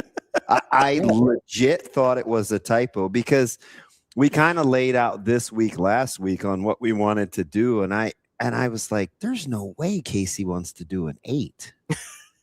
Like that was what I was thinking in my head. So I think people think you're kind of joking, but No, and I want full credit for waking up this early, having an alarm set for 7:30 a.m. I want all the credit in the world for doing this spot right now. Did you grab a coffee yet? No, probably right after this. So I'm running about, and most times energy wise, I'm running at about like 65%, and probably have like 36% energy right now. So That's that people have no idea how serious that is. I'm like 8 o'clock. We make wagers on whether you're up or not in our group text because I forget that our schedules are flipped, right? You weren't. I mean, you guys were at the studio. I mean, Sports Nightly got done at 8 last night, right? Yeah. We had Bolt last night. We had Fred last night. I had to go into Omaha. I did a podcast too. So like, we had a lot of different things. I have to interview the president this morning, so I think it was a good thing to get up early anyway. So you caught me on the perfect day. But Sports Nightly, man, we got every sport we're talking about. We got a million interviews every day, so we gotta be up and at them pretty early nowadays anyway. So it's all good. All right. So if we were all gonna chip in and have like, what's your go-to brand of coffee? I know you're pretty simple on the road, but what would be like your go-to brand of coffee? So what's funny is you want to talk about simple. We had a Dunkin' Donuts right next to our hotel in Auburn, Alabama, and to me that's all I need. Yeah. Dunkin' Donuts, coffee, cream and sugar. I got the K cups that are always Dunkin' Donuts original. Dunkin', if you're listening, maybe we can get me an NIL deal. I don't know how that works, but that's probably my go-to. It is just sort of like a Dunkin' Donuts cream and sugar type of guy. I do a cold brew too. I dabble. Yeah. I dabble a little bit in cold brew. Starbucks, vanilla sweet cream kind of cold brew. But that's like once every 3 months type. You gotta earn that. So what'd you think about Auburn? I have a weird history with Auburn where the best player probably from my high school, Greg Olson, played at Auburn. His son played at Auburn. Clark Preble, another guy that played at Northwest, played at Auburn. What'd you think of the setup in the facility? Oh, it's beautiful, man. Fellas that have played played there. Yeah, it's an awesome ballpark. So they had about, I'd say 6,000 each game. I think their cap for their ballpark's about 7,100 or something like that. But it was right around there for all 3 games. And Saturday they had hoops too, so there was a lot of different things going on. But it was pretty much full all 3 games. The 30-foot high wall out in left field is a unique part of a college baseball park, right? So, if you're Will Jeske and left, there's a lot to navigate. I thought there'd be more strikes off that wall over the 3 games that we had. And then you go out to left center, just to the right of that wall, it kind of juts out. It's kind of like a triangle. A couple of guys had some home runs taken away there. And then, it's cool the way they set it up, right? So they have monster seating. I call it the monster. It's the kind of a Fenway setup, which you have fans that sit on the 30-foot high wall. You have the students that are out in right center that are kind of giving it to the center fielder and the right fielder, which I think that's the unique part of college baseball that you don't get in the bigs, right? One, you get the guys that are kind of flashy, like their leadoff hitter, Bristol Carter, got on Ben's nerves a lot. 3-game series, just because he's a little bit extra. He's always the whole slide down as he rounds first. He's got the 3 of the buttons undone. You got the chains on and like that, but that's called, you got the students out in right field that are kind of giving it to your players. So I think that's the element of college baseball that is just different. that is ultra unique that ballpark kind of brings. But it was really, really cool. So, I mean, obviously the story of especially the last two games, but I think the entire series for Nebraska was the pitching where they really struggled, not just, I mean, first and foremost, throwing strikes and obviously getting guys out as well. Like, what, as you're kind of going through this series, they get the extra inning win, first one, a super exciting game. Like, what's going through your mind as you're kind of watching this series develop from a pitching standpoint from Nebraska compared to what you know their arms can be capable of versus what we ended up seeing? Yeah, we talked to Will yesterday on the show, and the one thing I said is, you got a lot of guys where the stuff is real, man, but you just got to locate. I mean, that's from the land of the obvious. We saw Jay Sayola a couple times this weekend, right? That's upper 90s. He's just we saw, but there was a handful of guys that there was a positive there. Like, they needed what they got out of Kevin Monell in the worst way on Sunday, who came in, for those that don't know, he was their, the guy that was anointed as their closer coming into the season, coming over from Mississippi State, kind of a, he's been well-traveled in his college career, but he's got a plus slider. Guys just couldn't hit him in the fall. He was untouchable. And first couple trips to the mound, just could not locate, could not throw strikes. And you can't have a closer that can't throw strikes, right? Especially when you're put in the grease and things are kind of hot and tight. And if you can't throw strikes, then you can't be in that role. So they're still trying to figure some things out in terms of who goes where. Jay Sean Unger, I think, was another guy that pitched a massive 2 1/3 on Friday. That maybe could factor into, if you have to sort of anoint a new closer, that could be another guy as well. Ryan Harrihill, I thought, was impressive in what he had done. I'll tell you this, their upside is much better than what we saw on Sunday, right? At least you hope it is. I mean, you had guys throw 18 pitches and 15 of them were out of the zone. I haven't seen anything like it covering baseball, and Ben the same way. I mean, it took a lot for, I'm sure, the guys, the coaches in the dugout, especially for us up in the booth, to keep it together, because it was just a tough watch. Whether it was the guys have hit way too many batters this year. And DB, you know this better than anybody. And baseball is your sport, and you're a great baseball player. You need length out of your starters. Yep. Right? Ty was probably the best of the three, and he didn't give you a whole lot on Friday night. And Yasa, sort of the command issues that have been there early in his career were there. And then Blackowitz didn't give you much on Saturday. I felt so bad for him, KC, because if you turn the double play, the run bomb, it doesn't happen. And I have to be very careful not gatekeeping the sport, but I do think baseball is one of those rare sports where the butterfly effect is a lot more. It's a lot more clear. Yeah, it's very much more tangible than I mean, you turn the double play and the 3-run home run doesn't happen, and you maybe feel better about that because you had answered offensively right before that. So I'm just like, man, you start to do the routine a little better, then it doesn't escalate on you. But to your point, when you can't throw strikes, you don't even give yourself a chance. I mean, that's just like turning the ball over in hoops, right? You don't even get it up on the glass. That's what absolutely drove Ben up a wall, right? You think about some of their runs this weekend, especially on Saturday and of course on Sunday, is the thing I like about this team. And what we saw on Friday night, what was one of the greatest games I've ever had a chance to just sit and watch and be a part of as a broadcaster, is their ability to respond pretty quickly, right? You're down 8-0 at one point on, Saturday. You make it 8-4, have the tying run to the plate in the 5th inning. You're down 5-0 or 4-0 on Friday. You're down 5-2. You tie the game in the 8th. You take the lead for the first time in the 10th inning.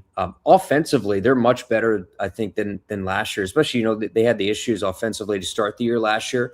They're in a much better spot. I think Dylan Carey he's off to an incredible start.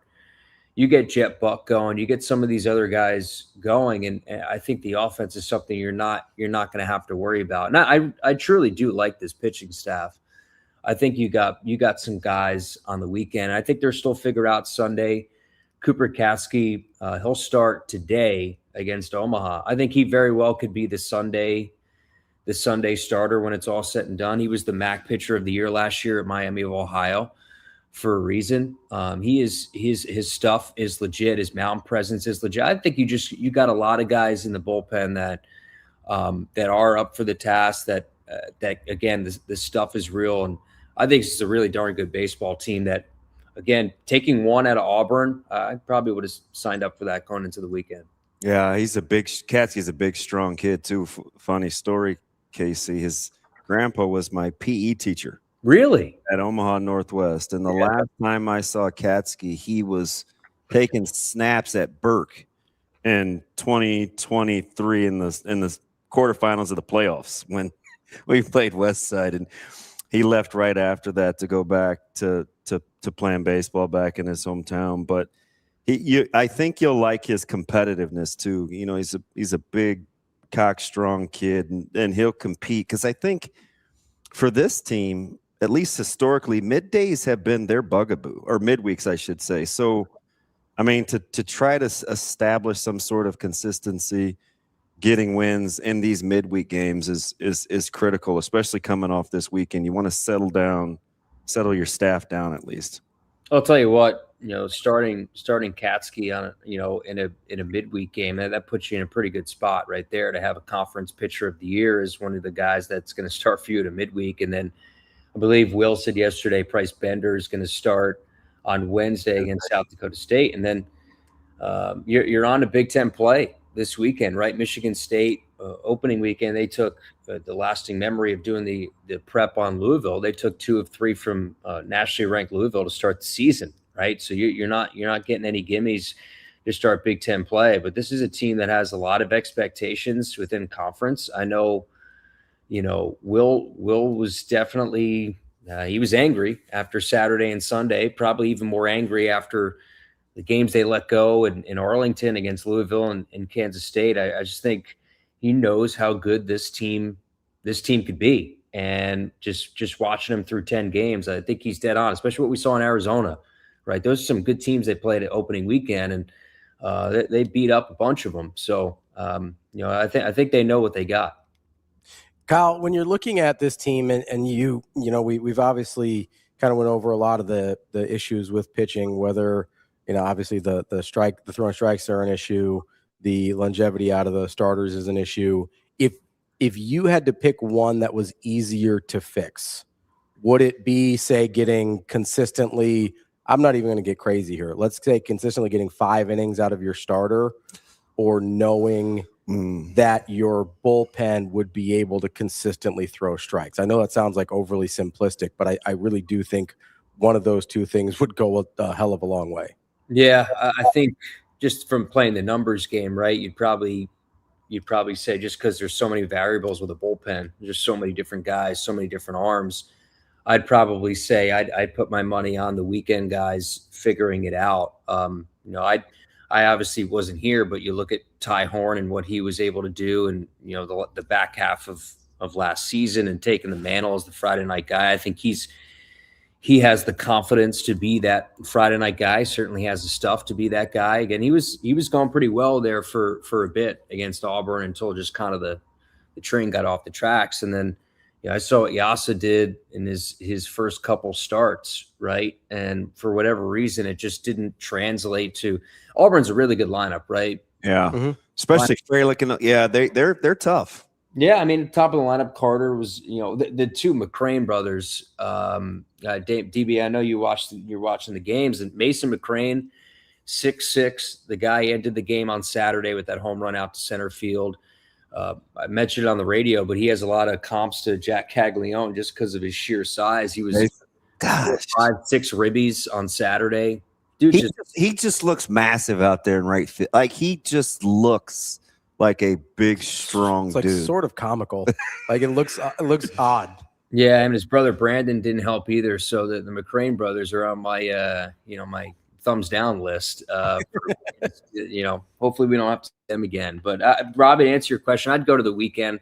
I think you're going to know much quicker probably what you have there. And again, Sunday is going to be up in the air. Blackowitz has that great start against Florida State and then sort of has a setback there. But again, you have another guy in the wings in Katsky. And I look at Yasa, day one major league draft pick. You've had 2 really quality starts and 1 not so good. Ty Horn, again, a guy that I would trust more often than not. So I just say plus numbers game of the amount of arms that are coming out of that bullpen that maybe you trust. So I'd go with the starters. I think, it's funny as I'm just kind of watching you evolve and talk about different sports. You were talking about the load and the rigor with Sports Lightly. One of the things I think is underappreciated that I'm watching you manage is very different interviewing styles or delivery styles between Coach Hoiberg and Coach Bolt, right? It's just like you get super laid back, very kind of, conversations. I mean, Coach Bolt is extremely intense, huge truth teller, kind of puts it out, man. You feel the interviewing styles kind of, it's the same guy asking the questions, but it's very different people that you're talking to. Yeah. Will's awesome too. He can't not tell the truth.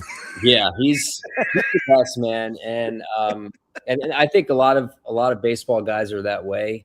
That's kind of in their DNA to always tell the truth. Yeah. And post game, it's a tough situation. I'm the one who does the interview post game, and there's a lot of times that he might not be in the best mood, right? He's been great to me, right? He's given thoughtful answers, and I totally get it and I've been in that situation a bunch where guys just want to be short and just kind of move on and like, all right, Kyle, get out of my face. It is what it is. Like I'll answer your 3 silly questions, but he's been and he's probably the easiest coaches show I've ever done. Yesterday we had to fill 41. Josh tells me, all right, we got 41 plus minutes we got to cover, and I told Coach that, and he was fine with it. And some guys kind of rolled their eyes. That was probably one of the easiest kind of coaches shows I've ever done, especially after the way Saturday and Sunday went. And talking to Fred, go from that to talking to Fred in his hotel room for his coach's segment. I think that's such a cool part of this job, right? Yesterday I got to talk to Will, and then you switch gears and you're talking Nebraska hoops with Fred and the season that they're having, and they're kind of the middle of all the storylines. So I think that's kind of I guess for me, an underappreciated part of it, because I put so much on the play-by-play, but the fact that I've had a hand in so many different cookie jars here this time of year, and then you go to spring practice and you're interviewing Coach Rule, and so to me, that's an awesome part of this job.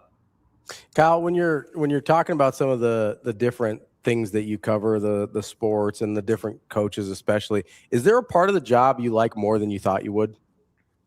I would say probably the interview side of it, getting to know people a little bit. We've had the bowling coach in there. Mm-hmm. We've had the track and field coach. These are things I know nothing about. Absolutely zero about. And I just have to, that's why Jess is so awesome at what she does, right? Because she had the flag football coach taped an interview with the new flag football coach yesterday, which we'll have on Sports Nightly coming up. She's so good at being versatile and kind of knowing what makes people tick and how to get things out of people. So I learned a lot from her in that setting. But I think just getting to meet new people, for us, we get access to the training table every day, and having a chance to have a conversation with Peter Cobelt, just seeing him, hey man, how you doing? How's the squad doing? I think for me, that's something I didn't necessarily have in my previous stop, because you're sort of sequestered, preparing for the next game. But now that I have an office in the stadium and you're around these people a lot, I just think the interaction with not just the big 3 sports that I cover pretty consistently, but all of them, like Amy Williams and everybody, and just in having more relationships, I think is pretty cool. Hey, how about tonight though? We talk about your schedule and I mean, you get the 10 p.m. tip. Nebraska has a chance to really, put a stranglehold on their position for the Big Ten and get it out of the way. Well, how are you? What's the watch energy level situation look like for you tonight at 10 p.m.? Yeah, I don't know if we'll have some Dunkin' Donuts coffee or something that call that a callback in the broadcast industry. I'll be locked in. I'm a night owl, man. Yeah. UDB. Yeah. He's got his phone on his lap at 4 a.m. watching whatever Netflix. I always tell Damon, he's talking about this show, that sport, the Australian Open or whatever. I'm like, how are you watching this stuff? Like he's like, I don't sleep, man. I don't sleep. And it's true. You don't sleep. I'm kind of like you, DB. So this is my time. 10 a.m. tip. I'm all in. This is like prime time. Kyle. So for me, I'm still learning how much you can tolerate me since we have to spend half the year together. I'm a late texter too. Like I just sent Ravi his TikTok at like 3:30 this morning. So if I know like you're up and at 'em, man, there might be some sports takes I have, but you'll be like, dude, it's 2:20, go to bed. And I'm like, I was waiting for my baseball texts the last couple weekends. Those are still those got caught. All right. So do you know what? Truth serum. I felt so bad because I've been in these baseball. We were doing College World Series and Vanderbilt was struggling. And I remember John and we were filling time. And when guys aren't throwing strikes, baseball is already one of those broadcasts where you talk a ton. Right. And I'm like, and I know when Ben is like bothered. Really? You don't say. I was like, yeah. After like the 7th walk, I'm like, I don't think this is a good time for small talk. He was hot, man. His face was bright red. I don't know if it's because he saw sun for the first time or whatever the deal was, but his face was bright red.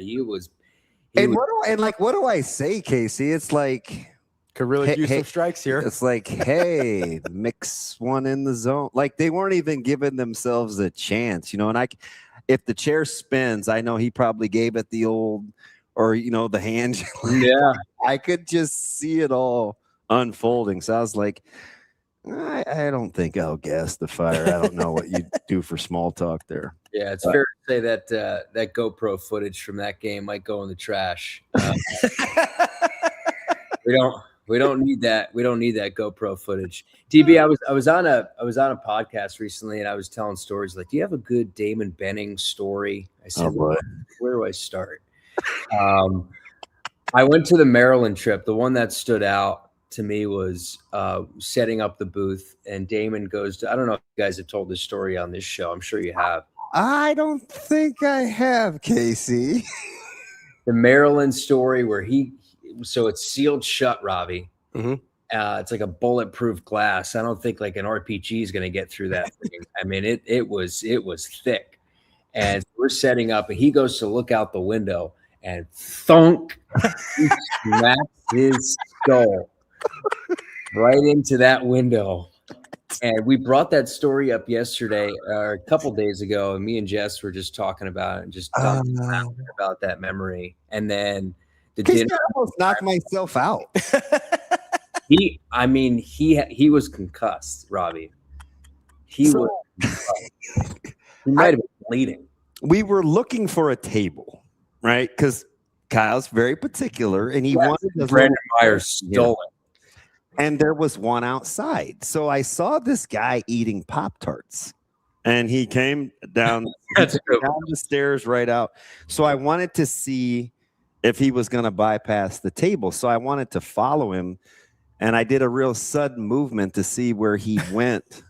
And it was just like, I think I left a print on the glass. Like a forehead print? Yes. I'm telling you, and they just laughed, and I was kind of hurt. I was like, oh my God, I don't think I'm thinking straight. Were you a little woozy? Were you get a little? Yeah, because that was the day before. I needed some fresh air. It rocked the booth, Rob. I thought the window was open. Gift of everything when he smacked his head into that thing, and then the dinner at the retirement home, which was I told that story. It was we hit 3 of 4. Everyone liked their dinner except for Damon that day. The surf and turf will go down all-time swing and a miss from DB. Yeah, they fibbed to me. They gave me top sirloin and called it surf and turf. I mean, listen, man. If you get surf and turf, especially on the East Coast, and it's under $40, that's on you. It's not Yeah. My salmon was fantastic, though, man. Casey, did Jess tell you about her sit down with Yolk? We got a little bit. We've got some football heads in the building, man. Between Orich and Manning, and I mean, Yelk is pretty intense. She was very complimentary from the football aesthetics, and she's like, "Whoo, that was a toughie." Like, that's not usually. I mean, she can roll with anything, but he's pretty football intense. I think he's one of those guys. He and Teasley captivate me. So if you can grab those guys, like, to get behind the scenes of non-coordinators, see if you can peel back the layers on those guys. Both those two guys are interesting, kind of flying under the radar. Yeah, two guys that are going to have a big role, especially Teasley, and just sort of his role with the guys up front on offense. But I was watching Roy Manning. Oh yeah, I was watching him for the entire practice, and he's a nut in the best way. He's going to have those guys ready to go. I know you're big on Jordan Ochoa and some of those. We talked about Willis McGahee the last time I was here. Like, we'll see what kind of jumps those guys take. If they do, I think a lot of it's going to go to Roy and sort of his intensity. I remember just Coach Rule, the practice I went to last week, Coach Rule just kind of standing there and watching Roy sort of do his thing. I mean, he probably burns 3,000 calories each practice, just sort of how he goes about the energy that he provides, showcasing all these different skills and things and hand movements. And between he and Corey, like, you talk about, like, just good old fashioned football technicians, like that's what it's like watching those guys. I mean, Corey Brown's pretty intense. Like, yeah, watching him a little bit too with those D tackles. Like, he's a guy who's going to get after it. I think, and we'll see what happens in the season. But for me, I'm incredibly optimistic with the guys that they brought in. You look at the resumes. I remember the first time I interviewed Jeep and the amount of text that I got about just the people that fell in love with Jeep Wade in that moment in his first interview on Sports Nightly. His energy and we're massive on the offensive line, man. Yeah, it's a big boy bunch. And Claude Puma, he's probably the biggest of all of them. True freshman, they just got in. Like, looking at a guy like Nayland Scott in pads, that dude's a playmaker, man. Danny Odom. They got some freshmen and then Sorensen at the tight end spot, seeing him in pads for the first time. And some of the guys that, like, at the tight end position, like an Ingerson, how does he factor in this year? Like, seeing him go through some reps, and he's such a small guy, Casey. I mean, guy just walks past me, and I'm like, how are you still growing? Yeah, they got some big dudes in the tight end. Like, I think the tight end room, and I think you've said this is one that you don't have a whole lot of worry about. Between Ingerson and Sorensen, and then you got like a Danny King too. I know that he looks fantastic. They got a lot of guys in that room. Got to produce though. That's the thing. They're coming up tomorrow to eat, and I think one of the things that I really want to drill down with those guys is just seizing the moment. Because don't you get a feel already, Casey, that the intensity level is up, right? There isn't a lot of, like, s'mores and, hey, they talk intense. They're moving faster. Like, you can tell this is year 4 with new guys, right? They are all about, like, just the football portion of these practices. I think if you use the context here, you're not too far removed from the bowl game, right, where things didn't go well. I think there's a heightened sense of, okay, we got to get this thing moving, right? The way the season ended with Penn State, with Iowa and Utah, and how those games played out left a sour taste in everybody's mouth. And there's new guys that are coming in, of course, on the coaching staff and in this roster that are experiencing Coach Rule for the first time. But for those that are still on the staff, and for Coach Rule specifically, he kind of knows what it's going to take now in terms of, we got to turn a lot of different things around, whether it's new voices or practicing in the afternoon, like all these different studies and things that they've done to try and just up their level, especially in strength and conditioning with Corey Campbell. I think that's probably where it starts when you think of the intensity of this team here in spring, but the short turnaround from the end of the season to spring football, I think helps too. It just kind of keeps everything in the back of your mind that, hey, we have to get this thing right. And it starts now. Like with these guys that went through how last season ended, if you're anything but intense, you're probably in the wrong sport. Kyle, when you look at kind of the coaching staff from guys that were held over from previous years to all the new guys that we've been talking about, do you see a common thread there between just either whether it's personality types, whether it's coaching styles? Just is there something that you've noticed or like, oh, I can tell what they're looking for, even though these guys might act all different? Yeah, they're all intense, right? When you see them in their element, when I see a Rob Dvorak in his element, and when I interview him, kind of two different guys, right? You have to present a different intensity when you're out on the practice field. I think that's the common thread. The organization of practice, the way they do practice, the way that every rep matters, every drill matters. And that was the same thing when I showed up in the fall last year and went to every fall camp practice. Everything matters. Every drill matters. The intensity of what you're getting, again, from guys like Cheap Wade or, watching an Addison Williams, watching get after his guys. Yeah. Right? And I was, last week at practice, it's also accountability from the players too. I was watching Jameer Khan kind of lighted into some guys saying, we need to, about conditioning and things like that. It's like, this is why we run all those gassers. Why are you tired? This, that, and the other. Guys policing other guys. And I think that goes to the coaching too. I think just overall intensity, Ravi, is the way that I look at it from all these guys. And when I mentioned Roy Manning, it's kind of where it starts. And with Rule himself too, just the way that he's popping into all these different groups, and especially with the defensive line, and he just kind of sets the tenor for all of it. Casey, I'll get you out of here on this one. If there's a position group, I'm going to take quarterback and D-line out of it. Okay. Who, in your opinion, do you think will look the most different than the last time you saw them? Well, I would say linebacker, right? Probably is where I would start in terms of position groups. Owen Chambliss, just watching him kind of go to work. You got a brand new leader in that room. Of course, you have Shavers that comes back that is going to have a say in that. I put linebacker there with all the new faces. Also, too, offensive line. You've had a lot of movement there. I mentioned how massive that offensive line is. I would probably put, to not pin down one answer, I'd give you a 1 and 1A. Again, I'm not a Mount Rushmore guy. I try not to limit myself, right? I'm never good at that.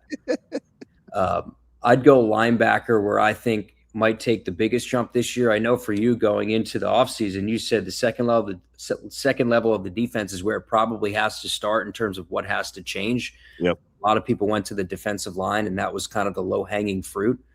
But linebacker, what you lost and what needs to improve from just a play standpoint, I think they did more than enough to upgrade that room with the depth they got in the transfer portal.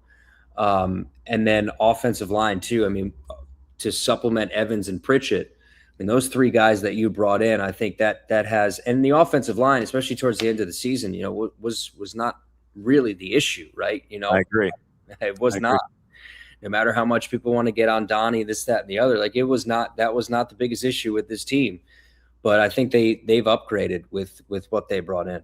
Yeah, I'm looking forward to seeing a healthy Gatula and Sledge too. That's a little more depth than I think they potentially have had from top to bottom, where you don't really have a drop off.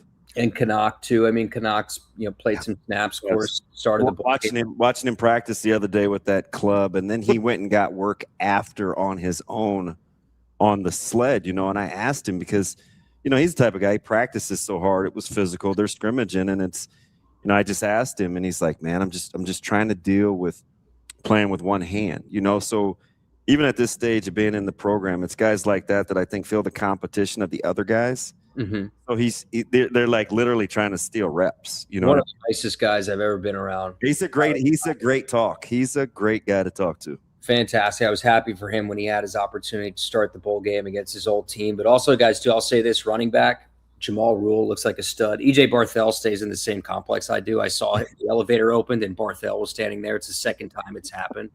I told him Rule's a stud, and Quentin Ives looks a little bit more slender. Yeah. I guess lower half.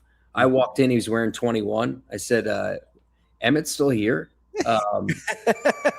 He looks like Emmett a little bit because he's slimmed down a little bit. I think he could maybe have a role that's outside of maybe just being that third down power back. I think he could be poised to have a good year, maybe have a bigger role than people think.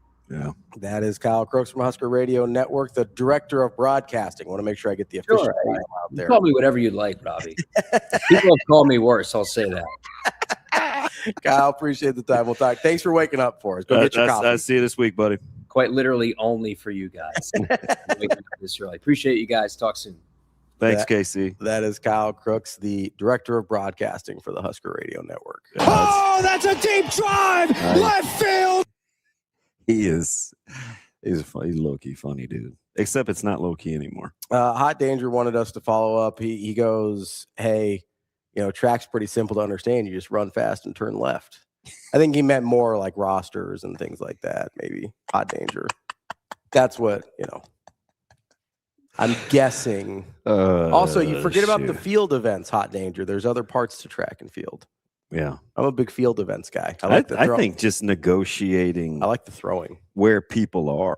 On the track is kind of a headache. Oh, for sure. Like going to a track meet live, like there's a lot going on. It's sort of like your first time. It kind of reminds me of the first time watching Nebraska football practice, where there was just so much going on that like it takes you several minutes to just sort of filter through everything and figure out what you want to watch and what's going on. Because especially, I mean, I haven't been to like a super high level track meet, just like high school and stuff, but they're not really like, there's like announcements of what's happening, but it's not like unified. And it's just so much going on. Yes. I mean, you see people walking across the pits and, waiting along the track line, the infield.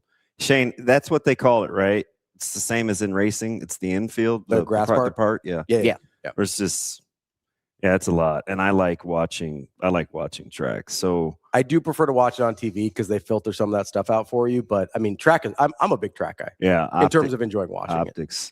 I liked, so one of the things I think that is a little understated that Casey said, because people roll their eyes because Nebraska hasn't been what we want them to be. So we don't listen to anything.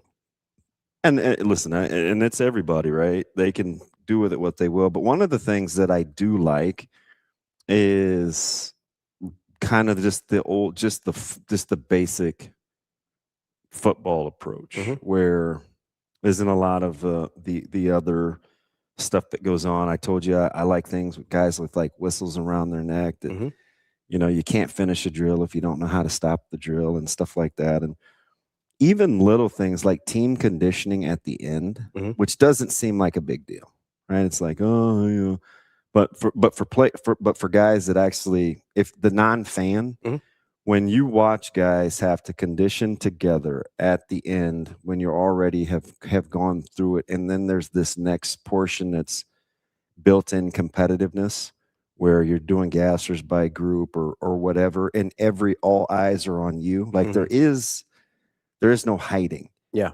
In those drills, right? The clock's on, down, back, and it's just little things like that, I think, can go a long way because it helps build competitive stamina.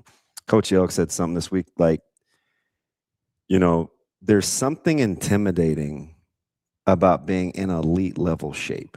Oh, yeah. where 100%. when you don't see guys bent over, or when you break the huddle and everybody's upright and they're set and the play is ready to go. I mean, between that and communicating pre-snap, they're just these little things that happen that psychologically wear on you. It's demoralizing over time. Yeah. I don't care who you are.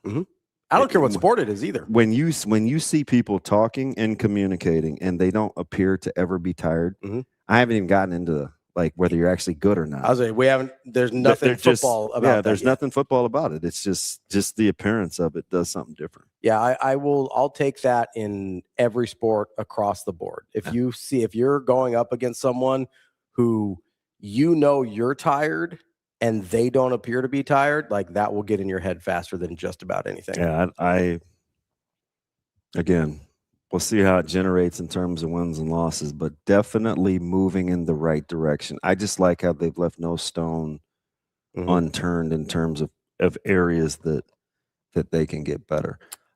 Let's take a quick break here. We will come back. More Hurrdat Sports Live on the other side. That's DBM Ravi Lulla.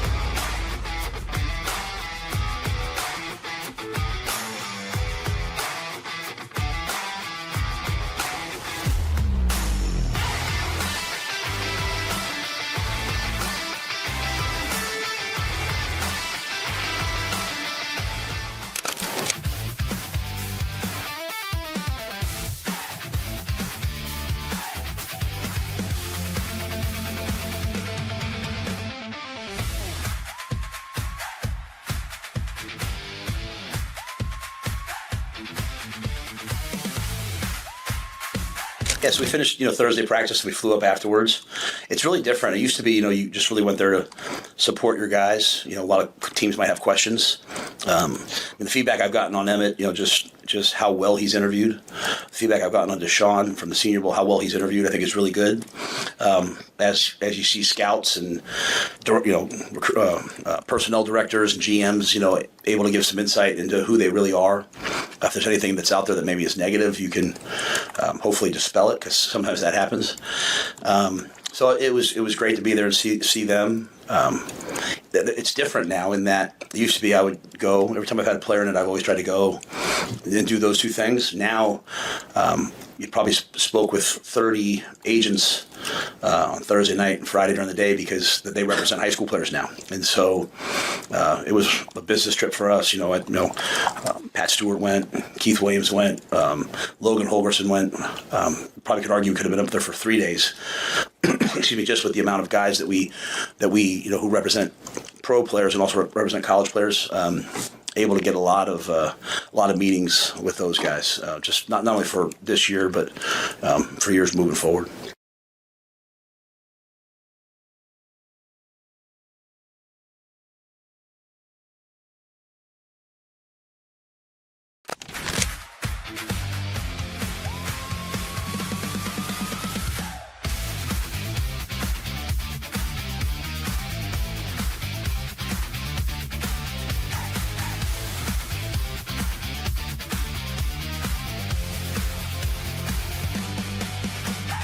Well, I'd hate to think where we'd be without him.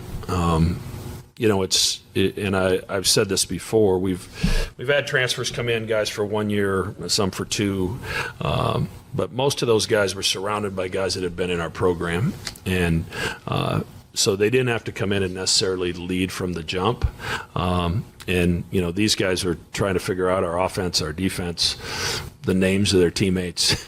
You had all that going on, and they've done it.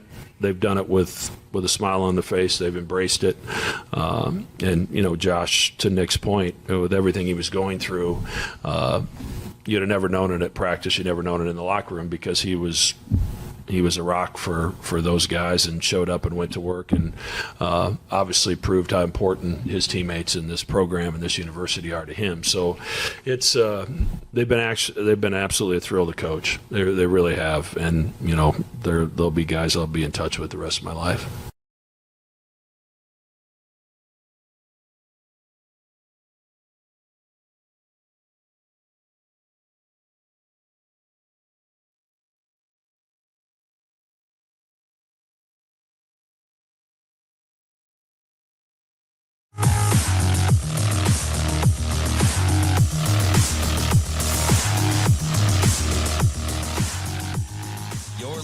To Hurrdat Sports Live. Welcome back, Hurrdat Sports Live. That's DB. I'm Ravi Lulla here at Hurrdat Sports Bar. And nope. Shoot. That's my second one. Trick Daddy. That's my second one. Come on, man. 2 in 2 weeks isn't terrible. Doing okay. We're at Hurrdat Sports HQ. We're not at a bar and grill anymore, as you can tell. If you weren't such a control freak and I got to bring us in and out of breaks, it'd be a lot smoother. I mean, you can do whatever you want. You say that until it comes down to it. Go ahead. Shane, let's play some music real quick. Play some music. Play some bump music for me. Okay.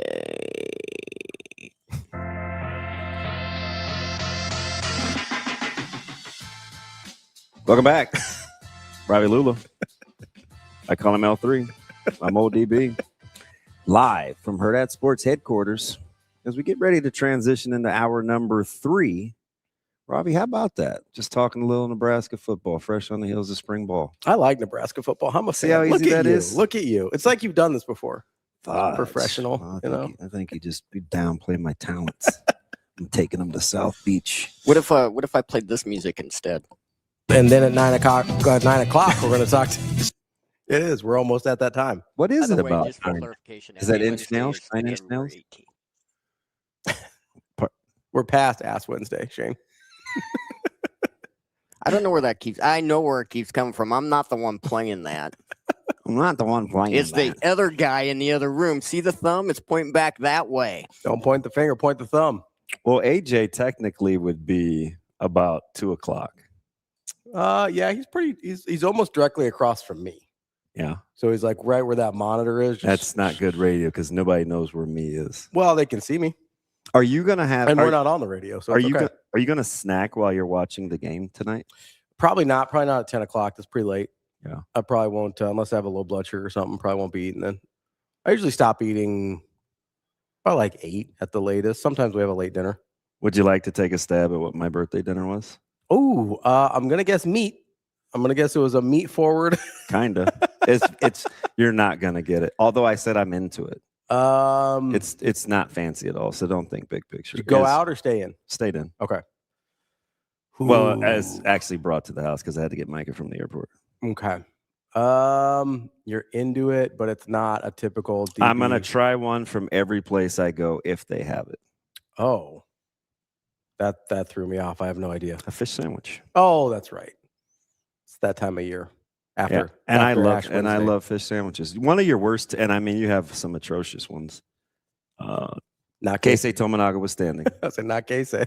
I understood. See, I kind of stayed out of that. You did. You said you dummy early and then didn't say anything else. So the you dummy was you were you know how you do the thing where you'll like make a point but you'll use an extreme. Yeah. And I was like, you dummy. So when I was talking about this earlier, where I go like, you at least have to acknowledge some validity in what I said. if you don't start there, I will just rage bait you, which is basically what I ended up doing to DeMarinis. Yeah. Like, I'll just go to the dumbest possible version of my argument because I think it's funny. I thought JP would have some stronger takes. It's because he's not an old head, though. Also, if you listen to my reasoning, it makes sense. So you can disagree. Like, I know people love Strickland. Heath was hammering the Strickland argument. I understand the argument for Strickland and for Belcher and for. I saw a different side of Heath this morning. Oh, yeah, he was not getting the after funny it. comedian. He basically told somebody, "She's so pissed I'm standing." So, like, full disclosure, Sash. It's fine. I almost thought that was her. I know. It is I was her. like, how did but that? I was like, we can't hear her because she's not saying anything, and she's Well- 4 feet from me. I know. I had like a minute where I was like, wait, does she have a? No, she doesn't have a mic. So I'm just gonna say this, Sash, while I have you. There will be lots of times I like to stand. All right. Thank you. It's. I'm sorry. Do you have? Okay, so here's the real question I wanted to have about the Nebraska starting lineup argument, right? Is there someone besides those two guys at shooting guard or at any other position that you're like, hey, probably didn't get enough consideration? I'd have to think about it, but so Strick wouldn't be my, and I love, like, yeah. I mean, clearly we get along, but that wouldn't come to my. If you're playing with Lou, I don't want them in the same backcourt together. Totally fair. So that's why. So who's your go-to then, if at shooting guard? It's so hard. I mean, you brought up Cookie. Cookie Belcher's like low-key one of my random favorite basketball players. I love Cookie Belcher. Yeah, there are just so many guys that I think are underappreciated. You know, for a while, and Kerry brought this up to me, so I'm not going to claim it as my own. I was talking to Kerry yesterday because I think you think I was joking. You think I'm joking, but like we text quite a bit. Yeah, no, I believe you. And he was saying, the joke Tourette's almost kicked in. I'm not going to say it. Maybe I'll tell him privately. That was one of your funniest lines yesterday. I thought it was when you get a blah ha ha ha ha. I'm literally doing that out loud. But you know, I want to shoot. I want to catch and shoot guy like that. But we're just forgetting about a lot of guys. Like I can't really thumb my nose at like Andre Smith, right? Goat status. But there's some guys where if I'm playing that way, like that really, really interest me, like Tony Farmer, like Carl Hayes. I'm a big Carl Hayes guy. I'm a huge Vincent Hamilton guy. That name got brought up. You know, Vincent Hamilton is arguably the most underappreciated great basketball player that was on campus. Yeah. I'm not kidding you. He got brought up a couple Bernard times. Garner came in that year with that hype, but that class was incredible. I really, you know, I like Bo Reed. Pretty complete. There's a lot of guys that I think that we forget about. So here's the problem I ran into with a lot of this. And list. it doesn't just have to be like scoring prowess because you talked about fit. Yeah. Right. I probably wouldn't be tickled to have Lou and Strickland play in the backcourt because both guys play with the basketball the majority of the time. Same thing. Some people brought up like Teran Pedway. Like probably don't want him and Lou in the same backcourt. Like me personally, like that's a lot of ball domination. In the backcourt. I did think you were a little dismissive of Petway's scoring prowess. That was in the rage baiting portion of the conversation. Petway was really good. I do think we overvalue him historically because of the run that he went on. Like he went on an all-time 6-week heater, like just all time. Yeah, he's unconscious. In 2013, 2014, while he was a pretty prolific scorer, he was a pure volume guy outside of that. The efficiencies weren't there. You know, like he was sub 40% from the field his last year at Nebraska. Where are you on Roby? Roby was good, but he underperformed at Nebraska. Yeah. Well, you and Stephen Bardo. Super talented, but just underperformed at Nebraska for what his I wonder was. if he knows how good he is. I also remember he'd say that like every broadcast. Yep. Hey, I wonder, do you think somebody's ever going to tell Isaiah Roby how good he is? Yeah. You think he's going to figure it out? Like super talented. There's a bunch of those guys. Like I'm not taking Siobhan. So like Shields is an example of a guy that probably underperformed at Nebraska. Delano Band, like there's a whole stretch of guys that underperformed at Nebraska for what their talent level was. You know me, I'm not a volume scorer guy. The sub So TP is going to turn you off. Yeah, so like the sub 40% from the field in his last year. Low 30%. On 7 threes a game is insane. 31% on 7 threes a game is actual insanity. Like, I'm out. Like the 6-week heater, like, thank you for the tournament run. It's terrific. But my God, am I out on that? Like, I just that I'm never gonna pick that guy in any list ever. Not him personally, but that type of guy, just not interested in it. So I missed the chat's heated discussion. Was it a Hoiberg versus Lou discussion? So yeah, Kenny E brought up Hoiberg as somebody. I think he said initially should split time with Lou. And listen, I love Hoiberg. I really appreciate what he does in terms of a lot of the intangibles and a lot of the non-sexy things, even the ones that do show up in a box score. Indeed sexy. But we're severely underrating Lou if we're having that conversation. You could make the argument, and I know that Tiger. I know that Dave Hoppen is the Nebraska basketball GOAT, and I'm not. The guy that's probably closest, in my opinion, is Lou. In terms of, like, if he had played a 4th year at Nebraska. Surefire, pencil him in. Yes, like he's the only guy in my mind that's close to infringing upon Hoppen's crown as like the GOAT. You know, he's in the basketball. top 10 of 3-pointers made in a season. You don't think of T. Lou? Lewis I know, yeah. As he better scorer than we remember. Obviously has the assists. Well, I told you, I took umbrage with College Sporting News were ranking like players of the year, and they did like a top 15 every year in the Big Ten in the 90s, and Lou wasn't on the list. Lou was phenomenal. He's one of the first Nebraska basketball players I remember watching.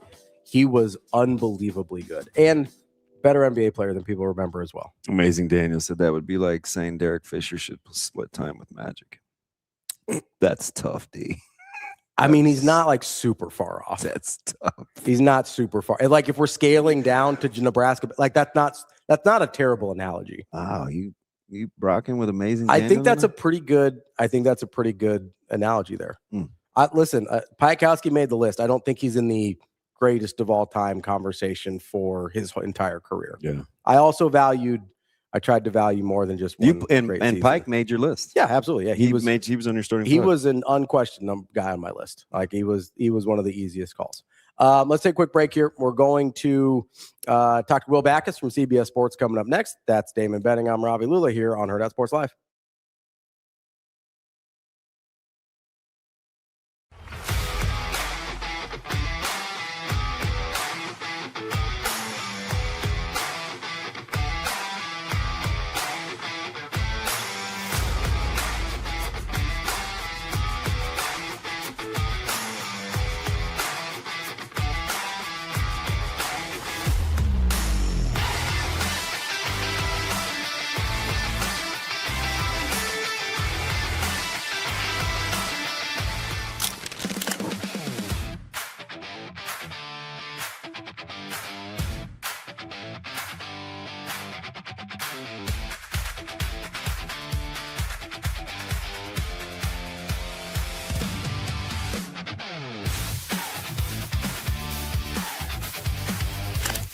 Yeah, I mean, I think that, there are several metrics that are utilized to determine, one's status for being into and seeding in the tournament. And I think that one of the major ones is the net rankings. And you can't argue with the fact that, that is a ranking metric that takes into account not just wins, losses, all the such, but where you played the games, offensive efficiency, defensive efficiency. And I think that there's really no way to skew that ranking. And so I think it shows a lot about what this team has been up against, playing the best teams in the country and a lot of them on the road and being right there in 1-possession and 2-possession ball games. I think this team has proven to be competitive against teams that are going to be, hosting games in the NCAA tournament. And I think that's what they're looking for down the stretch is really competitive games.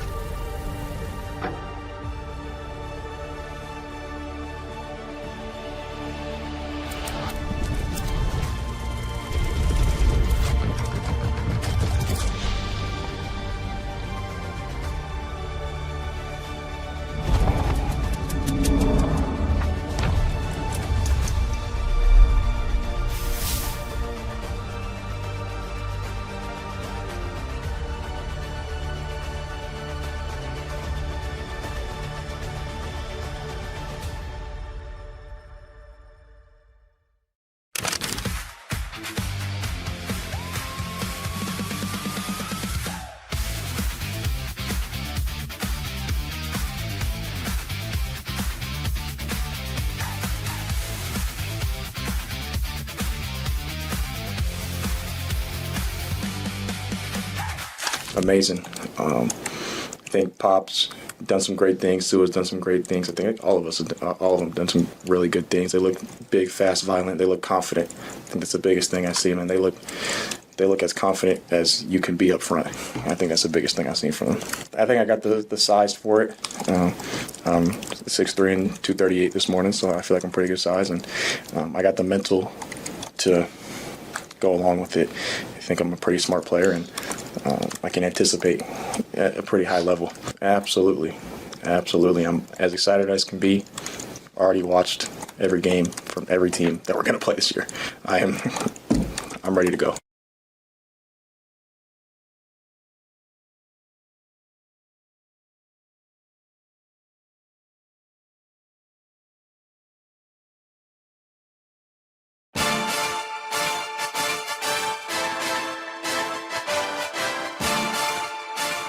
Welcome to Hurrdat Sports Live.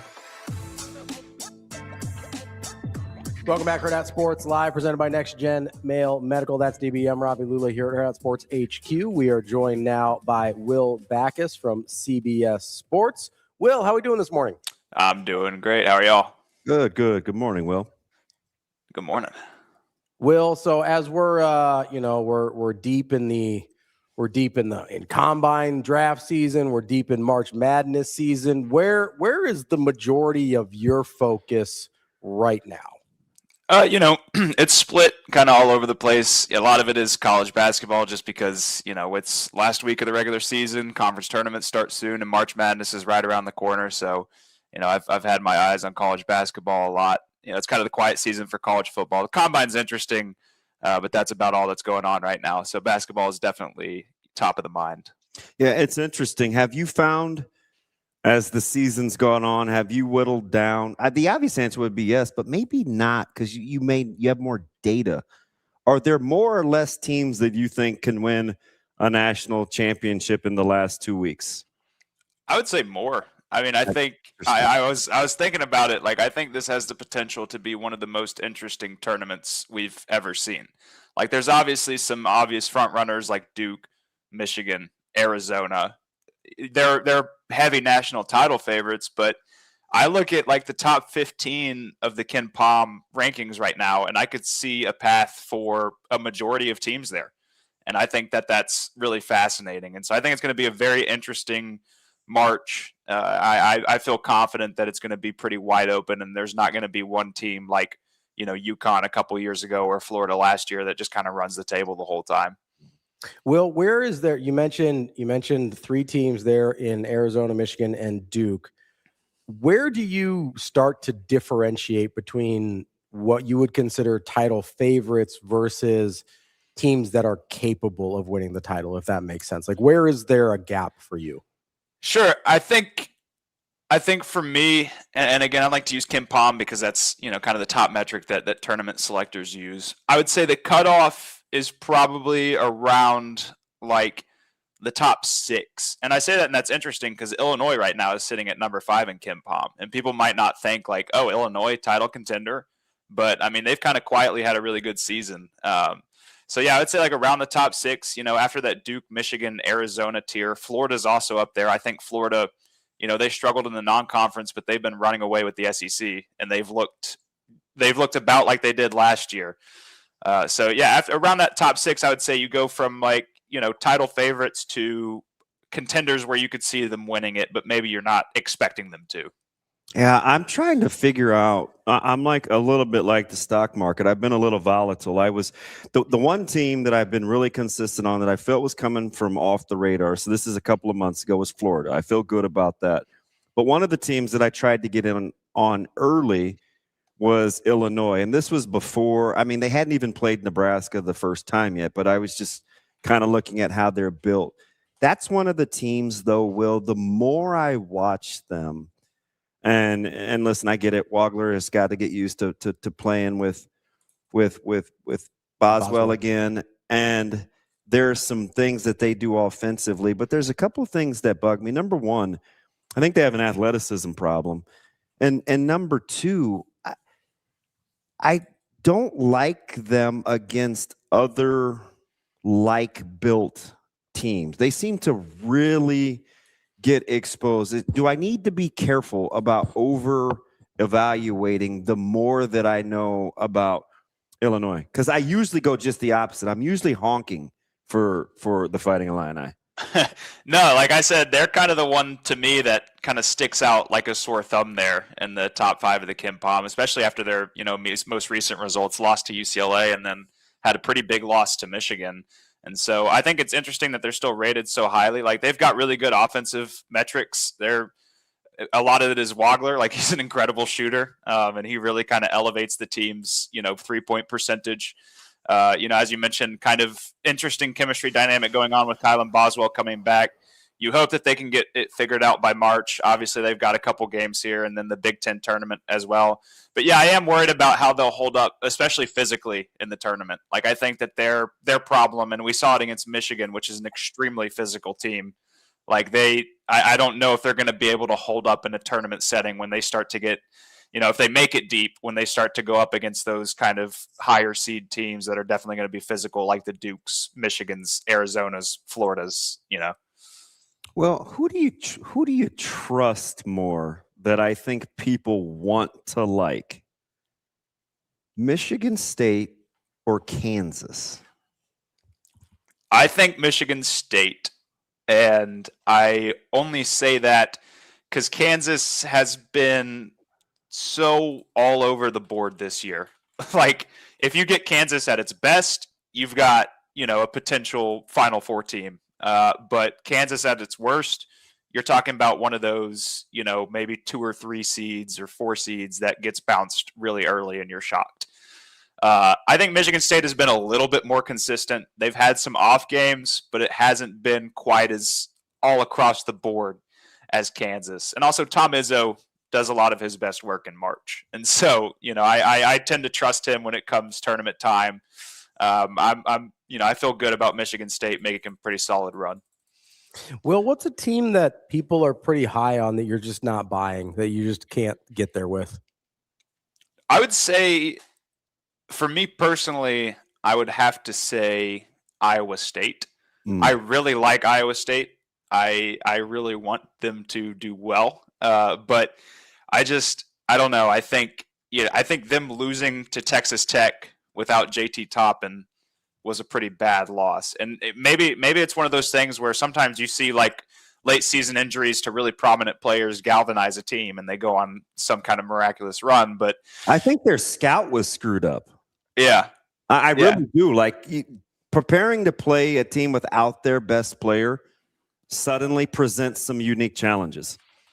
Yeah, for sure. And then, obviously last night's result against Arizona also makes me question how Iowa State's going to do against those top elite teams. I mean, we're talking about Iowa State's on that 2 seed line. He could drop down. They could drop down to a 3 seed definitely. But, I'm worried about how they're going to compete. Kind of like I said earlier with a lot of those more physical teams, because Iowa State's very athletic. They like to spread the ball out and score.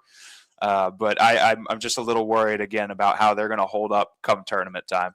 Let me ask you something, because again, I guess if our listeners would tell you, there's probably 3 teams that I always tried to bring to the forefront early, and it was Illinois, Iowa State, and Florida. Would you agree? Mm-hmm. 2 of the 3 I'm waning on, even though much like Illinois, where I used to really be about their metrics, I used to always defend Lipsy. I'm like, one of the more underrated point guards. This is what he does. Been injury plagued. But the more I watch them against elite quality level backcourts, I get the lack of athleticism. He's more of a savvy guy. Is he a good enough offensive threat for the way that they want to play? Do you kind of see that being an issue? I do. I mean, I think he's one of those guys that's incredibly streaky. And so it kind of depends on when he's hitting his stride. Because, we'll see him have a couple games in a row where he bursts out for, 23, 25 points. And a lot of that can come against teams that don't necessarily have guards that can match up against him, or teams that don't have super athletic backcourts. We've seen, Texas Tech, right, held him to a pretty bad night. And Texas Tech has a great backcourt with guys like Christian Anderson. And there's two things in particular. He's a sub 28% 3-point shooter, and he's bad from the foul line. So those it gives me pause in late game situations. Yeah, I don't know if he necessarily has, that clutch factor that you would look for from a go-to type scorer, which is kind of odd because he has been that guy in recent years. So I don't know necessarily what the issue is with him this year. Maybe I wouldn't even say it's a chemistry thing because Iowa State has a lot of the same guys that they've had in recent years. It's just he's kind of having an off year. Like I said, he's a lot more streaky than we're used to this year. So, maybe there's some weird things going on with him. I don't know if necessarily he's a guy that you can trust as a go-to guy in March to hit the shots that you need. And that could hurt Iowa State, especially against, like I said, teams with more athletic backcourts. Okay, so let me stick with guys that you can trust in March here. I'm going to stick with the top 10 in Ken Palm. So I'm not counting guys like Acuff from Arkansas or Brown from Louisville or Philon from Alabama. Just the top 10 in Ken Palm here. I'm going to give you 4 guards. You tell me the one that you trust the most in March only, not for NBA or anything like that. Burries, Wagler, Flemings, or Fears? That's tough. I would say it might be cheating, but I would say either Flemings or Burries. Like I think Flemings is that guy. Every time I watch him, he does some improbable things. Like he's such a natural, gifted scorer. He's a freshman, but he's not scared of the moment. I know that if in March Houston needs a bucket, he is going to go get it. Like he just does some really awesome stuff. And then Burries, I think his name, obviously he's mentioned a lot, but I think he's very underrated outside of that upper tier. Air high five. Yeah, he's very underrated outside of that upper tier of freshmen. Everybody talks about Cameron Boozer, AJ DeBanza, Kingston Flemings, but he doesn't get mentioned kind of in the same breath as those guys. But I think he's right up there with them. He's an extremely versatile scorer, extremely versatile player. He can play inside out. And like Fleming, he's going to be the guy that Arizona goes to get a bucket if they need it. Well, my partner tried to kick me off our own show.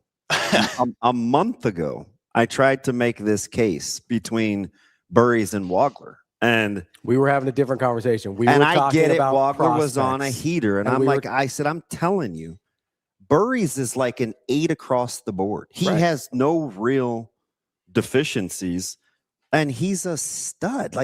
I'll go one step further, Will. I hear a lot of this Michigan, Duke, and then maybe a smidge of a gap than Arizona. I think Arizona is every bit as equipped to win a title as Duke, because the one thing that people say about Arizona is the reluctance to shoot the 3 and the percentage from the 3. And I'm like, you guys, Duke shoots like 35.5 from 3.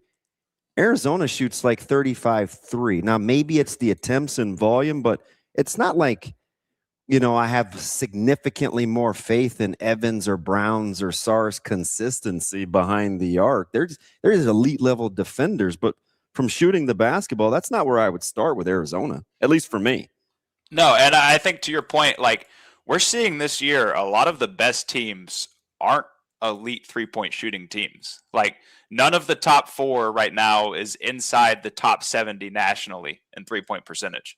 I think that we're seeing a lot of teams. We're talking about Duke, Michigan, Arizona, and I'll even lump Florida into that because I think Florida really belongs on that. If not in the elite tier, right outside of it. We're seeing a lot of teams that play inside out.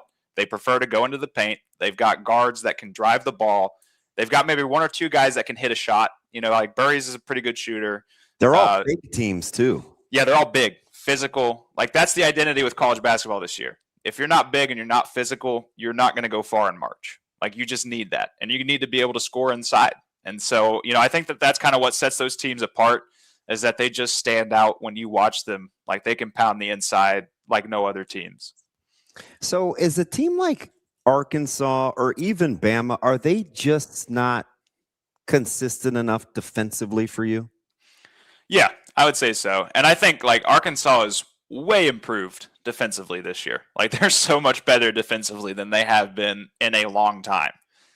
So I think that they're in an okay spot defensively. Alabama, very concerned about their defense.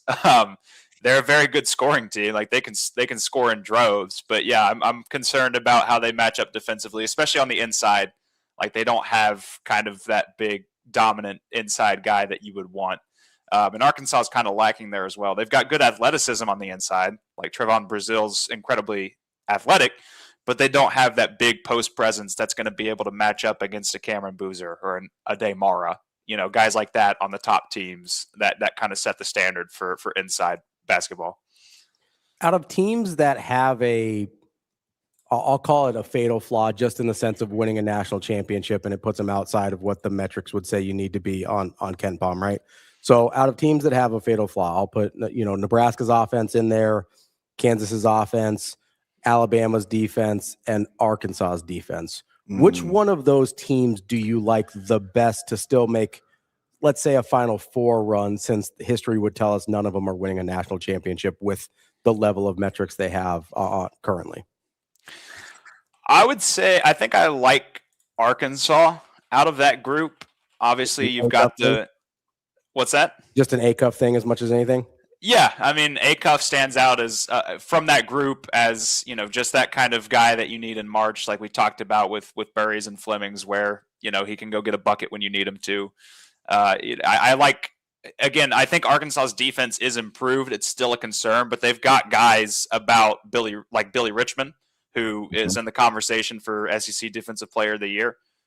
He's got the ability to lock down another team's best scorer, or at least limit another team's best scorer, from the outside, their best scoring guard.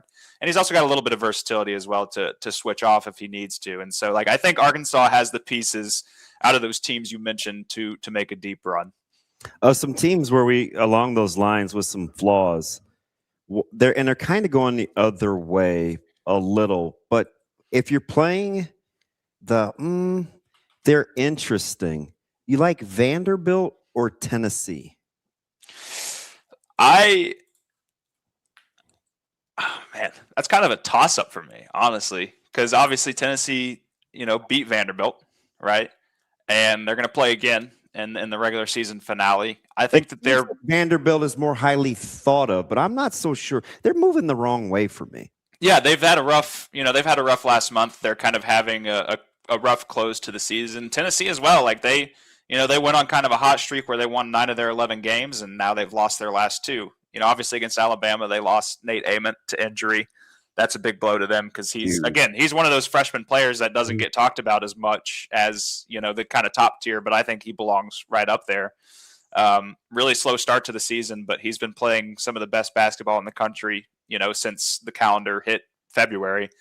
And so, I might give a slight edge to Tennessee just because I really do like Tennessee's front court if it's healthy, if they've got all their guys there.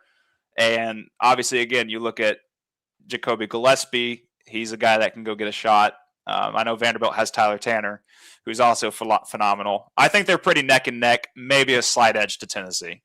So let me ask you something, because they've kind of fallen out of good graces, and I brought up a stat to Ravi about what's happening to Purdue defensively, especially over the last 6 games, and what opponents are able to shoot from the field against them. They can't get stops. And offensively, I think the ceiling is limited, right? How when you look at a team like Purdue, if you're going to invest at all, what has to go right for them to overcompensate for that lack of athleticism? They got to shoot out of the building. They've got to be peak boiler ball, right? Where they've just chucking up threes and making every other one. And they've got the capability to do that. Braden Smith, Fletcher Lawyer, they can both get extremely hot from 3 and just have runs where they just can't miss. They're going to need that. I think what's the difference with Purdue this year? Again, we talk about, physicality, right? I don't think they have a guy like a Zach Edey or someone like that where they can just go to inside and he can get a bucket at will against other opponents. We're used to Purdue. Obviously, a lot of their guards get a lot of the attention, outside of Zach Edey. But we're used to kind of Purdue teams that have a really good inside presence. This year, I'm not sure they have that. Oscar Clough isn't kind of up to the standard that they normally have from their big men. And so, I think that's kind of one of the big issues with Purdue. But yeah, they're going to have to shoot out of the building, to kind of knock off some of those upper tier teams. Well, when you're kind of considering the roster and some of the, I guess, storylines about who some of these guys are you more surprised, despite the metrics, that you don't feel like you can trust Kansas's offense? Not surprised. I think, Kansas, I think in recent years, Kansas hasn't even been that great of an offensive team. Like they have nights where they flash, but again, we talk about inconsistency, right? And so I think, I'm not necessarily super surprised. I obviously, a lot of it will depend on, does Darren Peterson want to play? How does he want to approach the tournament? Because he's a good go-to guy for them. They've got other options. Trey White's been awesome for them. Melvin Council's a great slashing guard that can get to the hoop. But I'm not surprised at the inconsistency, no, and that could sting him in March. There's always going to be these like popular, the bracket projections are going to come out and people are going to look at, some 12-5s or, what's going on down the ways in terms of seedings a little bit. Is there a team? I mean, maybe it's a Belmont. It could be, St. Louis. Is there a team that you think is better built to make kind of one of those? Because there's always one a year, right? I mean, that goes on this little 3-game run. Is out of the 6, is there a team that you think is specifically built for that could be misseeded? Yeah, I mean, I like that you mentioned Belmont.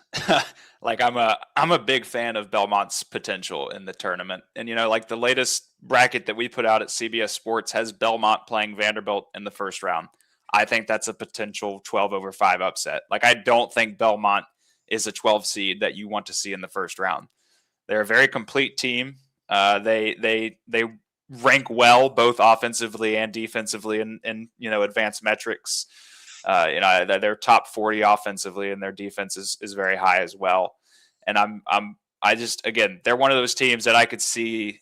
Again, the 12-5 upset I think is very believable for them. Maybe they get hot and go deeper than that, but I've definitely got my eyes on them. There's 2 teams in particular, and I promise you it's not just because I like the name Boopy, but I always ask Ravi to kind of watch SMU as much as they can, but there's a couple of other likely candidates that could be in those tricky 7, 10s, 11, 6s. So I give you SMU, UCF, and maybe like a UCLA, and I'm trying to steal a little UCLA because Nebraska plays them tonight. Of those potential 10-11s, does anybody have your attention? Yeah, I would say SMU, and not just because it's fun to say Boopy. I'm just a big fan of. I'm a big fan of SMU's entire backcourt. Like obviously, there's Boopy, great scorer. BJ Edwards, former Tennessee guy. He's a great traditional kind of point guard, and so I think that they've got a really complete kind of guard group that can take them pretty far in March. I think depth is a bit of a concern with them. They don't play a lot of guys consistently. And so that could hurt them in a tournament setting where you're playing a lot of games back to back. But they've got a really solid core of starters. And I definitely think that they're kind of one of those teams on the 10-11 seed line that could make a bit of noise. Interesting, because I watched them up close a couple of weeks in a row, and it started with them annihilating North Carolina. And I'm just thinking to myself, offensively, I mean, people are enamored with like NC State and stuff when they make threes, but I mean, SMU can score. Yeah, they absolutely can. Boopy Miller's a great scorer. Jaron Pierre Jr. as well. He's a really versatile 6'5" guy that can kind of fill it up from wherever. He's a really good three-point shooter. I think he's averaging around 37% on the year, but he also gets a lot of his scoring done, slashing and in the paint as well. I mentioned BJ Edwards is a good traditional point guard, but he's also a good shooter. I think 4 of their starters are averaging above 37% from 3 on the year, which is kind of absurd to have at this point in the season. And so that kind of shooting is what can make a team lethal in the NCAA tournament. We've seen a lot of teams that pull off crazy upsets just because they can't miss from three, and SMU definitely has that potential to fill it up from deep. All right, Will, I want to talk about middle classes of conferences here. So for the purposes of this, I'm saying ACC, but it's everybody after Duke. Big 10, but it's everybody after Michigan. Big 12, but it's everybody after Arizona. And for SEC, I'll give you everybody after Florida. Which of those four are you taking has the best middle class of their conference? So think like the next 3 to 5 teams. I would say Big 12. I think that the Big 12 has been the best conference for most of the year. Because, I mean, after Arizona, you've got Houston. And Houston, we haven't talked about Houston a lot, but I think Houston has national title potential. You've got Iowa State. I know I've mentioned concerns with Iowa State, but they're still a very good team. You've got Texas Tech. No JT Toppin. So far, that hasn't been a problem for them. They've still got great players like Christian Anderson. Even Kansas. Like, we've seen Kansas pull off some huge wins this year. Kansas definitely has boom potential. BYU. Yeah, even BYU. Like, BYU, talk about an inconsistent, streaky team. Mm-hmm. Like, I honestly, where in the last week of the regular season, I'm still not sure I know what to make of BYU. Like, with the Bansa, they've got the potential to beat anybody, but they've also had some really bad losses. And you've even mentioned kind of in the lower tier of potential tournament teams like UCF, really solid. Yeah. Cincinnati, solid. UCF is going to scare some people. They're going to be a 10, and I'm telling you, if they're in that 10, 11 range, people aren't going to know what to do with UCF. I like that I was hoping I wasn't. Like, I just like the fact I can talk about teams that are kind of off the radar like that. And I'm going to give you one more that I think is kind of in a similar spot, and they may get like a 7. What do you think about Miami? I like Miami. I mean, I really like what Jay Lucas has done there. I think that he added a lot of – Miami's always been – obviously they had Jim Larinaga, who's a legendary coach. Program kind of stagnated in recent years. So they just needed to have somebody come in like a Jay Lucas, a really young, energetic guy that can kind of infuse that energy on the team. And I think we've seen that pay dividends this year. But, yeah, I mean, they got Trey Donaldson. He's been phenomenal for them this year. Shelton Henderson – again, one of those freshmen that doesn't get talked about a lot, but he's playing really good basketball for Miami. Even Ernest Uday Jr. is a very solid sort of post player that can be physical with teams that they need to be physical with. And so, yeah, I mean, I like Miami. I'm again, I think I'd put the ACC maybe last out of those teams out of those conferences you mentioned, but again, I think they've got a really solid core of teams that are going to make the tournament. Yeah, with what Duke did to Virginia and Louisville, can't throw it in the ocean. That doesn't help. Mm-hmm. I mean, that helps kind of your sentiment with. I mean, and Carolina's got to get healthy. Last one from me here, Will, is Missouri. Where's Missouri for you? I like Missouri. Again, they're one of those teams like BYU that has kind of been all over this year, and I really have a hard time predicting success for teams like that. But I mean, they've got, again, a solid core. T.O. Barrett is a guy that I think people need to know more about as tournament time approaches. He's been hot lately. He's kind of taken on a bigger role for Missouri as the season has gone on because he's been playing really great basketball. Mark Mitchell, I think, is a player that doesn't get talked about enough. Talk about versatility. I mean, he can play all over the place. He's 6'9", and there's certain times that he'll handle the ball for Missouri. And so I think that's an insane level of versatility. And they're a really good, they're a solid shooting team as well. Their team percentage doesn't look super great, but they've got a couple guys like Jacob Cruz and like Trent Pierce that can really shoot the cover off the ball.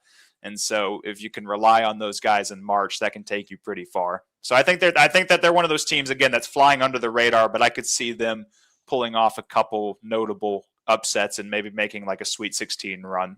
come tournament time.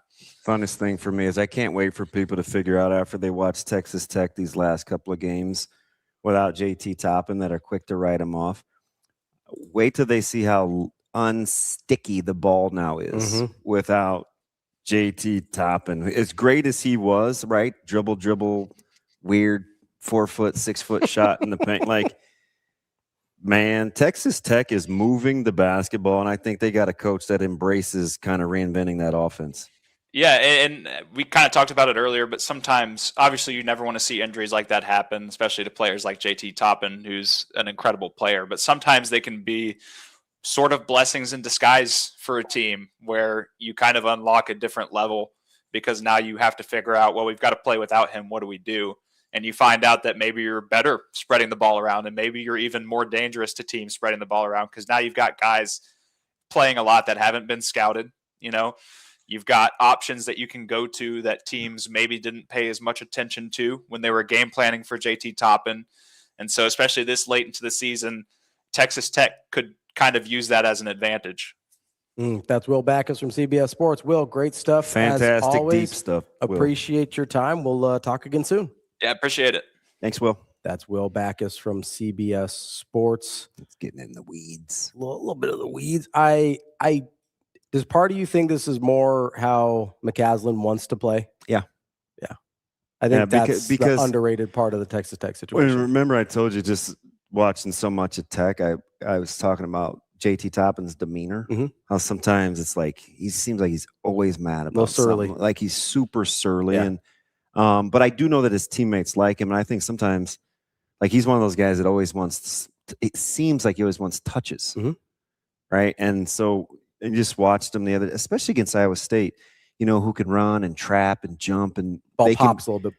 Yeah, it moved so fast. And I was like, I bet this offense is interesting for teams on the short turnaround that are used to playing against Tech.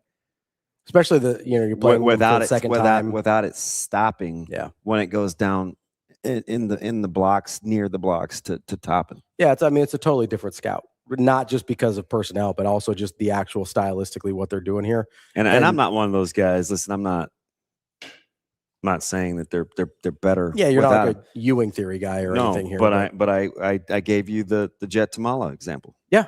Right. If I don't know that Jet Tamala is playing and we played Millard South tomorrow, and I'm not used. I'm telling you, whoever's running the ball, it's going to run for like 300 yards. Yeah, they're going for 3 bills. Yeah. Because the game plan just isn't. It's just it's not designed for what they're about to do, and there's no way to prepare for that with no tape, nothing at all. I'd be like, good luck to me. It will be interesting, I think, to see as we get more games under Texas Tech's belt without Toppin, if that changes at all, or if the stylistic change kind of evens that out enough that it actually is harder to defend them this way, even without their best player. In JT Toppin. Let's take UCLA officially a pick 'em right now. Ooh, moving a little closer to that Ken Palm line. Yeah, it's a pick 'em. Let's take a quick break here. That's DB. I'm Ravi Lulla. It's Hurrdat Sports Live. We'll be right back.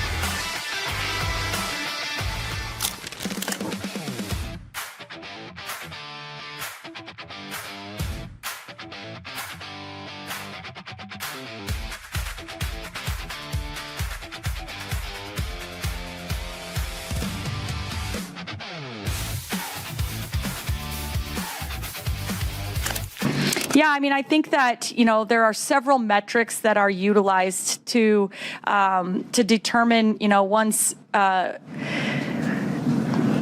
status for being into and seeding in the tournament. And I think that one of the major ones is the net rankings. And you can't argue with the fact that, that is a ranking metric that takes into account not just wins, losses, all the such, but where you played the games, offensive efficiency, defensive efficiency. And I think that there's really no way to skew that ranking. And so I think it shows a lot about what this team has been up against, playing the best teams in the country, and a lot of them on the road, and being right there in 1 possession and 2 possession ball games.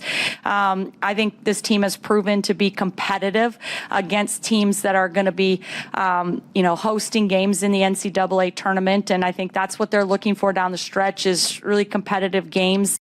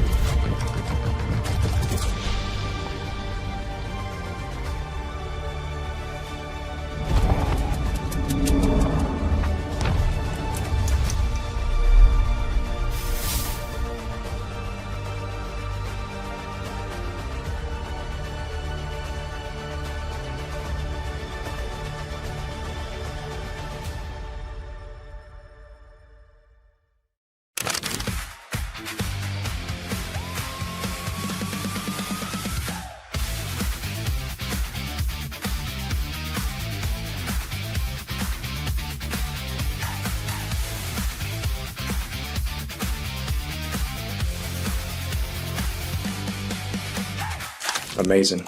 I think Pop's done some great things. Sua's done some great things. I think all of them done some really good things. They look big, fast, violent. They look confident. I think that's the biggest thing I see, man. They look as confident as you can be up front. I think that's the biggest thing I've seen from them. I think I got the size for it. 6'3" and 238 this morning, so I feel like I'm pretty good size. And I got the mental to go along with it. I think I'm a pretty smart player, and I can anticipate at a pretty high level. Absolutely. I'm as excited as can be. Already watched every game from every team that we're going to play this year. I'm ready to go.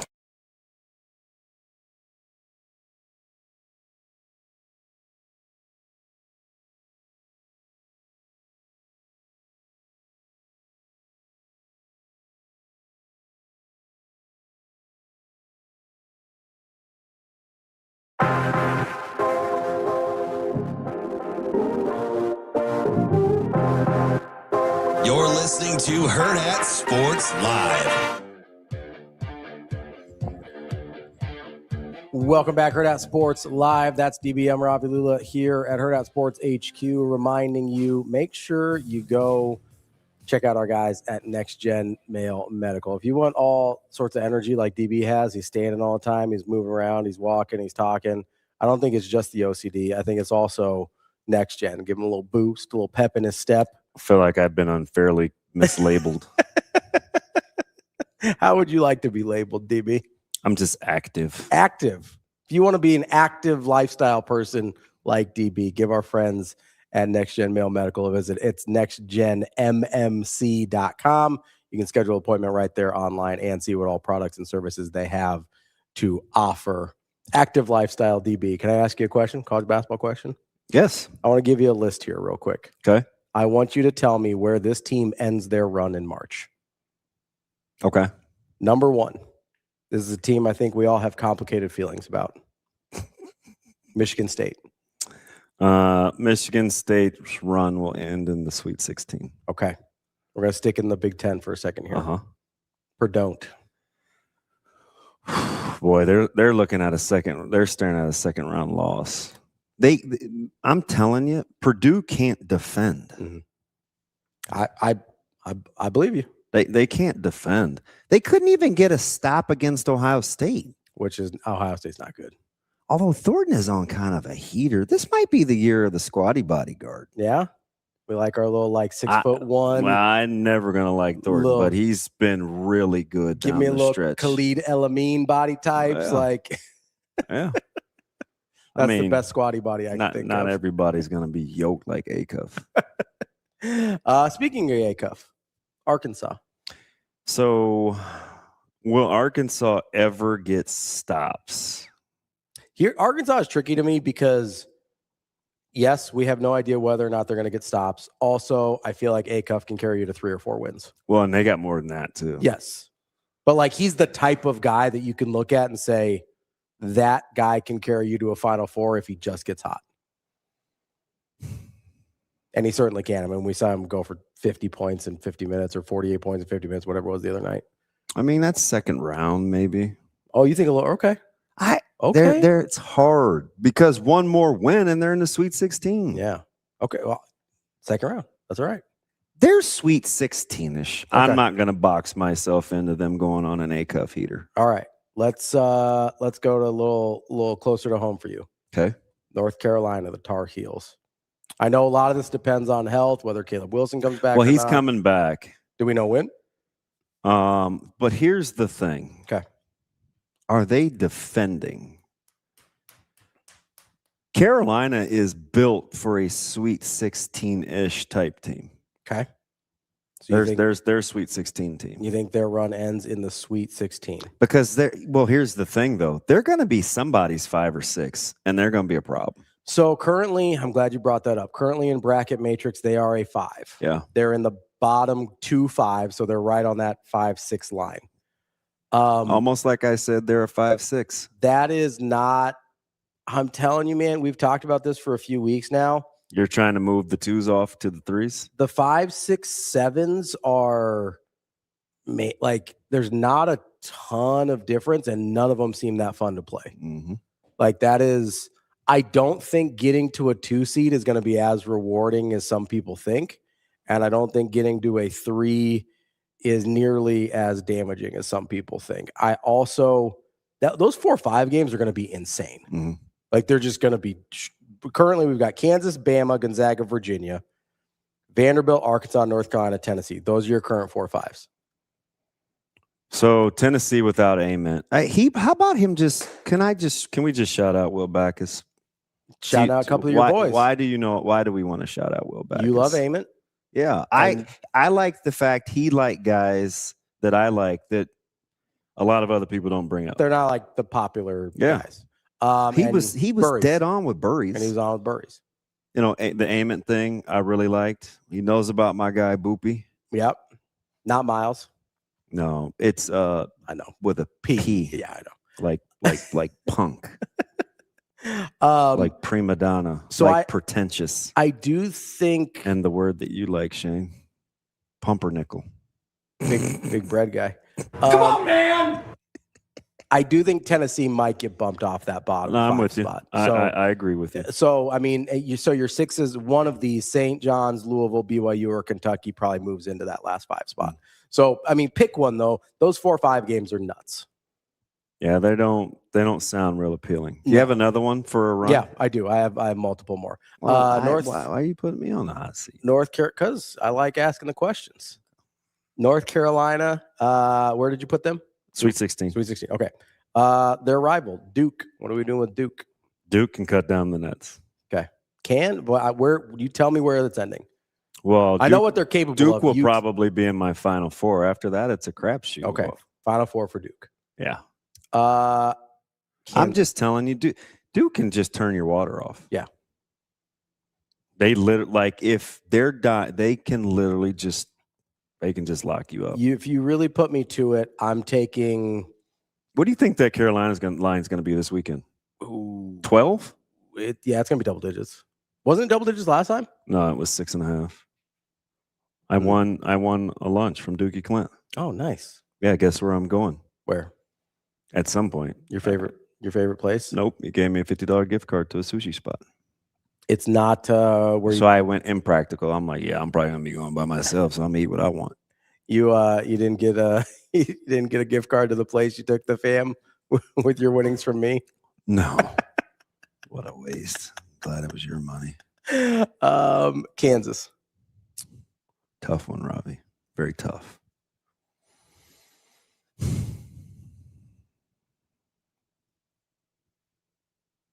I just can't see them in this fudge. So I get 16 teams in the Sweet 16, obviously. That's easy math. I'm going to play it safe, and I'm going to say Sweet 16. Okay. One of your favorites, Virginia. Boy.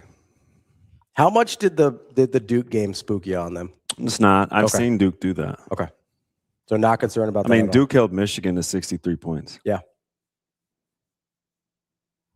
So I think if I'm choosing between Duke, Michigan, and Arizona, I think I got to go Arizona. I like Arizona too. I think I got to go Arizona. I think the LJ Kaysen thing is bigger than we might think. But that's not why. Yeah. I just like the way, although there's this Lloyd factor. In game. So what game were we watching over text together when I was like, you guys were making fun of their shot selection? And I'm like, you guys, this is what Arizona does though sometimes. Was it Kansas? Kansas? It was some ridiculous where they just played dumb basketball. Was it Kansas or Texas Tech? I don't know. But I'd seen it too often. Yeah. Lloyd bugs me a little. Now he's not, I don't hate on him like you do Underwood, but at some point he's got to win some of these. Mm-hmm. He's still, relatively young as a head coach. This is his 5th year, right? Yeah. So I for that, I give it a little bit of a pass. I like Arizona. And now that they're healthy, yeah, that front court is a load. Yeah. I mean, they run 4 big bodies at you. Yeah. You know, and they'll touch you, and they get to play in a conference that breeds physicality. Mm-hmm. So, I think Arizona. I think Arizona's. If I had to pick today, Arizona's probably my national champion. I need to ask my Duke fans that actually like watch and aren't just like Duke fans. Mm-hmm. Like who's the next guy? Is it Evans? Is it Brown? Like who are you most comfortable with? I don't think they trust Sarr offensively. I don't think so. Don't they need another guy in the backcourt? I think so. That's why I take Arizona over Duke. They have 2 guys. I don't love Bradley all the time. I don't love Michigan's backcourt either, So but they that's, can again, play 3 guards, 4 guards. In terms of the way it ends up getting the game gets like who's Michigan's shot maker? So that's what I was just gonna say. In the terms of the way the game ends up being played in March, Michigan doesn't really have that guy. Like Michigan doesn't have a guy. I just don't think it's Cadone. And you could I've watched him. He'll take the shots. Yeah. You could make the argument. Not even the argument. Arizona's got 2. Do any of the other top teams have 2? No. Because you'll take Bradley and Burries, right? Yeah. Bradley's. I don't love his shot selection all the time, but like Bradley's nuts, but he'll take him. He's capable and he'll make a lot. Yeah, of them. he makes big shots. Yes, like he is. Like he's kind of that guy. Yeah, and then I think obviously the only other team that's really in that discussion, especially if they get good Boogie Flan. I've said it all year, so you're not surprised. Yeah. I even told when they had 5 losses, I was like, look, man, they were like 9-5. Yeah, and you've been on their backcourt is for a while. Their backcourt is coming together. Florida belongs in the discussion. I just for my peace of mind, I need to look at Boogie. You're not going to love his numbers. Yeah, I know. Well, they're worse. The shooting's worse than I thought it was. From 3 is worse than I thought. From Boogie? Yeah. Oh, can I guess? Yeah. Boogie Flan. Because it wasn't horrifying last year at Arkansas. Dude, if Lipsy's 27-7, Boogie Flan has to be a 26% three-point shooter. You're exactly right. High. Yeah, it's not good. What is it? 21. Yeah. Or 21-7. I mean, it's not his game. He's going to get in the paint. Yeah. He's chaotic. But he shot 34% last year. Like 34% from him this year, like that's scary. I know, but that front court is so good. And he took more last year. That's what I don't understand. And dude, their coach, he's He's about that life. No, Golden's, yeah.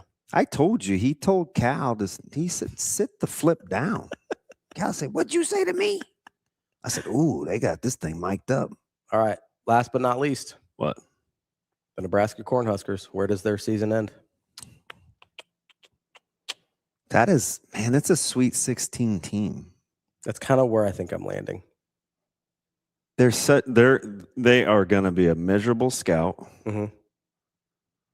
But so here, the one thing that scares me is they've been real light switchy, especially offensively. Like they, so I just don't know if you can.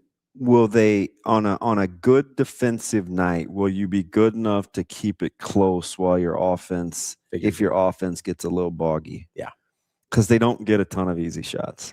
That's the thing that I'm starting. Like my ceiling for them has dropped a little because as we've gotten into the last third of the season, offense just doesn't get vertical enough. They don't get vertical enough. They don't get easy shots. It seems like everything they make is they have to work incredibly hard for. Not as, I mean, considering the level of team they are, in context here. Did I nail the whole backing down, slowing that offense down out of the post? Yeah. And now everybody's mad at him. It's like, well, you're not playing to your strengths when you allow him to do that. No, that's why I'm like, it's just more than just scoring with him. Yeah, I would much rather him have the ball at the elbow. And I'd like to say we were ahead of the game on that. I think so, yeah. I mean, that was the conversation with Michigan, right? And coming off of the Michigan game where he's obviously not healthy, and he comes back a couple games later and it's like, oh, I kind of need that scoring from him. It's like I need the playmaking from him. But if Nebraska plays a team, like there's some teams that just will be bad matchups.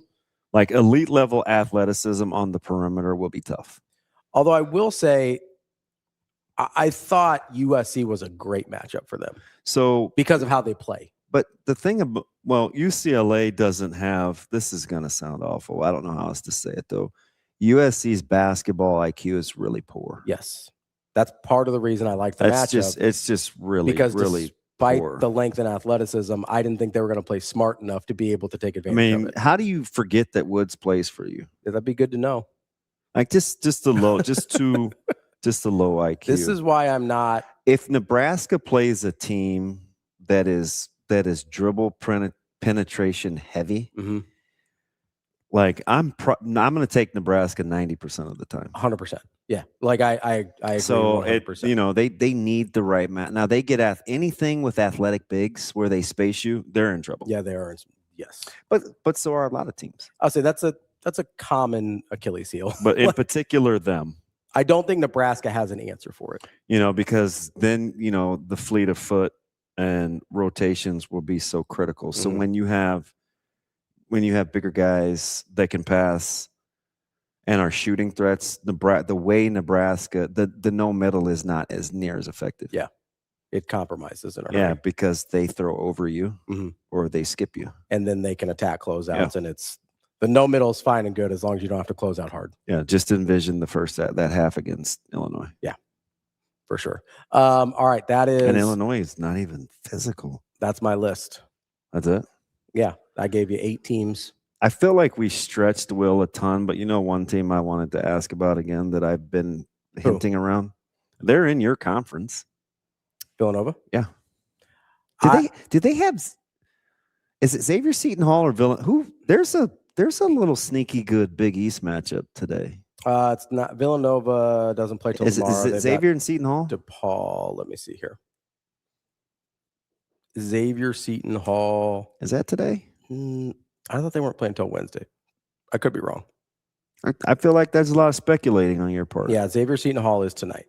Okay. Because Georgetown St. John's is certainly not interesting. Yeah, you wackadoodle. I knew that was tonight. 1.5 points, Seton Hall favorite at Cincinnati. Huh. At the old Cintas Center? Yeah.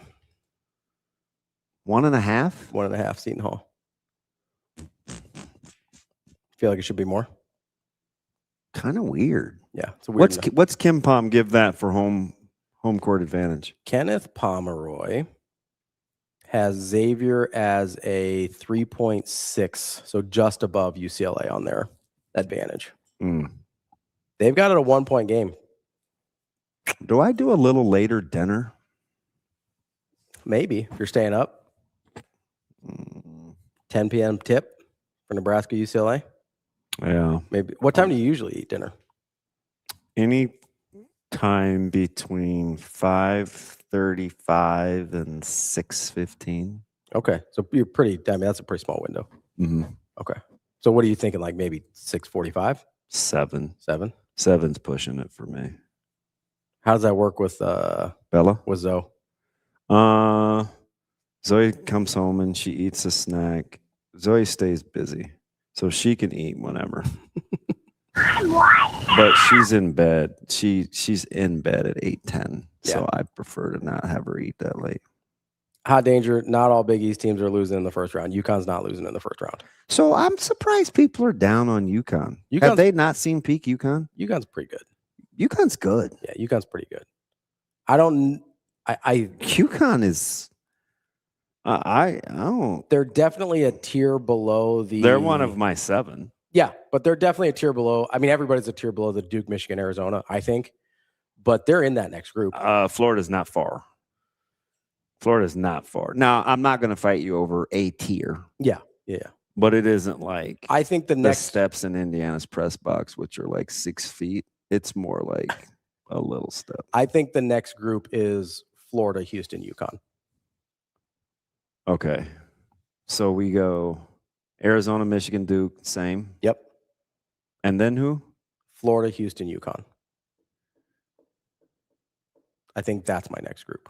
Yeah, you might have a little recency yuck mouth with Iowa State. I do. I have a bad tasty taste in my mouth like that. Last couple games I have not in. There's not a ton of difference for me between Iowa State and Houston, and I like Whitney.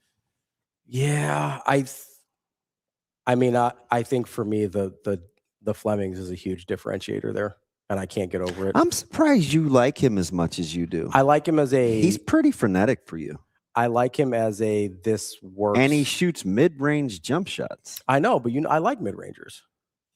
No, you said you wouldn't be surprised for it to make a comeback. You have at no point said, I like mid-range jump shooting. I like the art of it, number one. Being able to do it is important. I like guys that can do it in tournament settings because people will take away the other stuff, right? So being able to do that in a tournament setting is really, really important. It's the same thing you see in the NBA playoffs where there are certain teams that go super heavy into the analytics, really struggle in the playoffs because then they can't do anything with the stuff people are conceding. You see what Chucky Chuck said? What do we got? Solo ball isn't good enough. I've been asking about solo ball for 7 weeks. But I kind of disagree. I know why he said that. Okay. I disagree though. The thing about it, solo ball is plenty good enough. Solo ball shot selection sucks. Yes. So if solo ball is playing under control with his shots, they're fine. I'm telling you. It's his. No, his shot selection is terrible. He takes he does some weird stuff, but he's good enough. Here's the other part of that But equation. I do get the because you guys kill him in the group chat too. I'm not a solo ball guy either. Here's the thing that makes the difference with DeMarinis isn't either, is he? I don't think so. Here's the difference for UConn with me is solo ball doesn't have to be that guy. I know, but you just see him come down it's just like I don't know. And remember, he went on like that 4 week. He went on like a month stretch where he was shooting the ball at like a 39% clip from 3. And he's at 30 on the season, basically. So but you've got Demery, Mullins, Caravan. That changes that equation for me for UConn. Yeah. Solo ball is less important to UConn than some of these other high-profile guys are to their teams. UConn can serve because of the way they're constructed, and I'm just talking about. Yeah, I wouldn't start with ball not being good enough. I would maybe start if I was sitting down with Chuck and we were having a Cobb salad. I would be like, Chuck, is UConn physical enough? Yeah, are they tough enough? I think we assume they are because it's UConn, and I don't. That's where I would probably start. I'm just gonna be honest. You think Chuck would eat a Cobb salad? Cobb salad's got a lot of meat. I don't think you're gonna eat a Cobb salad. I like a good Cobb salad. Okay, chef salad's better. Similar print. Maybe that's what I mean. Which one has the 3 meats and the boiled eggs? Chef usually. Chef? Yeah. That's probably what I'm thinking of. Yeah. I think Cobb usually has like an apple on it I like apples. in your salad. I'm not a big fruit in my salad guy. Me neither. I'm not doing that. But I'd eat an apple. Separately, sure. Not doing that together. Yeah, my man, Big Red Gun. I usually rock with him. He doesn't really like UConn. That's fine. And listen, Big Red Gun, you with me on Iowa State? He said more of a Caesar guy. I do. I like Caesar. I'm a big Caesar salad guy. It always goes back to food. Who likes Iowa State with me still? Don't get back on the bandwagon because all you guys are falling off of Iowa State. So I want all the Iowa State people to raise their hand. I'm still in on Iowa State. If you're rocking with Iowa State, please stand up. You talking. already were standing up. It's all right. No, I'm not. Okay, Big Red Gun's on me. He's with me. Good enough for what? To win a title? I don't think they're good enough to win a title. I think I'm out on them winning a title. Well, all these teams are kind of flawed. No, I understand that. I can't unsee certain things, man. I just can't do it. Iowa State, I've seen struggle too much recently for me to feel good about it. Yeah. So amazing, Daniel. I love Greek, but if I'm eating Greek, I guarantee you I'm not getting a salad. I don't like Greek salad. I'm You eating got like 15 pounds of Euro meat. Euro meat's phenomenal. Greek salad, those are the ones with the olives, right? I'm out on olives. I don't do olives. No, I know. See, Chuck, I get it. That's with the Lipsy thing. So no, I get it. I get it. Iowa State doesn't have, but he is kind of clutch. He is, but to me, I don't feel as good. Did you watch him down the stretch against Houston? Yeah, I watched him down the stretch. He was pretty good. But he missed his free throws. So that's like, I don't trust him. Like there's other guys on similar teams that I trust more to do the thing that needs done in tournament games. And Lipsy just doesn't do it for me. Can't get there. Maybe we should invite Chuck and Big Red Gun to our basketball chats. Basketball chats? Maybe we could have them to our I mean, I don't know. Them guys probably ain't texting at like 12:30 at night though. We can maybe invite them to, and all of our listeners to our tournament watch party. Yeah, where's Prison Balls? We doing one of those again this year, Sash? Yeah. Thursday, sports bar. Last time I did that, I ended up buying a Weber grill from somebody. I left at like 4. I left at like 4 and bought a Weber kettle grill from a guy in Bellevue. I don't think you can blame that on the watch party. No, I just remember that day vividly. I thought you were like, I'm not going again. I can't afford to buy another grill. Yeah, he lived far. He was like out by Mission Middle School. Kenny says he's a German potato salad guy. Oh man, isn't Kenny like 270? That's what he said in the chat the other day. What is German potato salad? I don't know. I don't like potato salad. I do like potato salad, but I don't know what the German part is. Potato salad's fire. You know whose you'd like, and I'm sure he considers himself a good cook, so I'm not going to comment on that. But Severe actually makes a good potato salad. Oh, really? It has some bite to it. A little bit of bite. I ate it on accident because I did not want to be rude. And he would have called me, oh, just try. He's a try guy. Yeah. Like, just give it a try. Well, and I mean, he's right, though. Like, how do you know you don't if you don't try it? And I was like, this is kind of sneaky good. Yeah.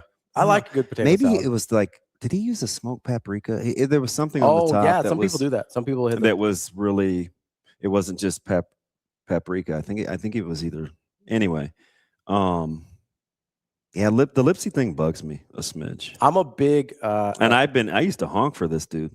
Amazing Daniel says loves. Dang, down at 260. Go, Kenny. Attaboy, Kenny.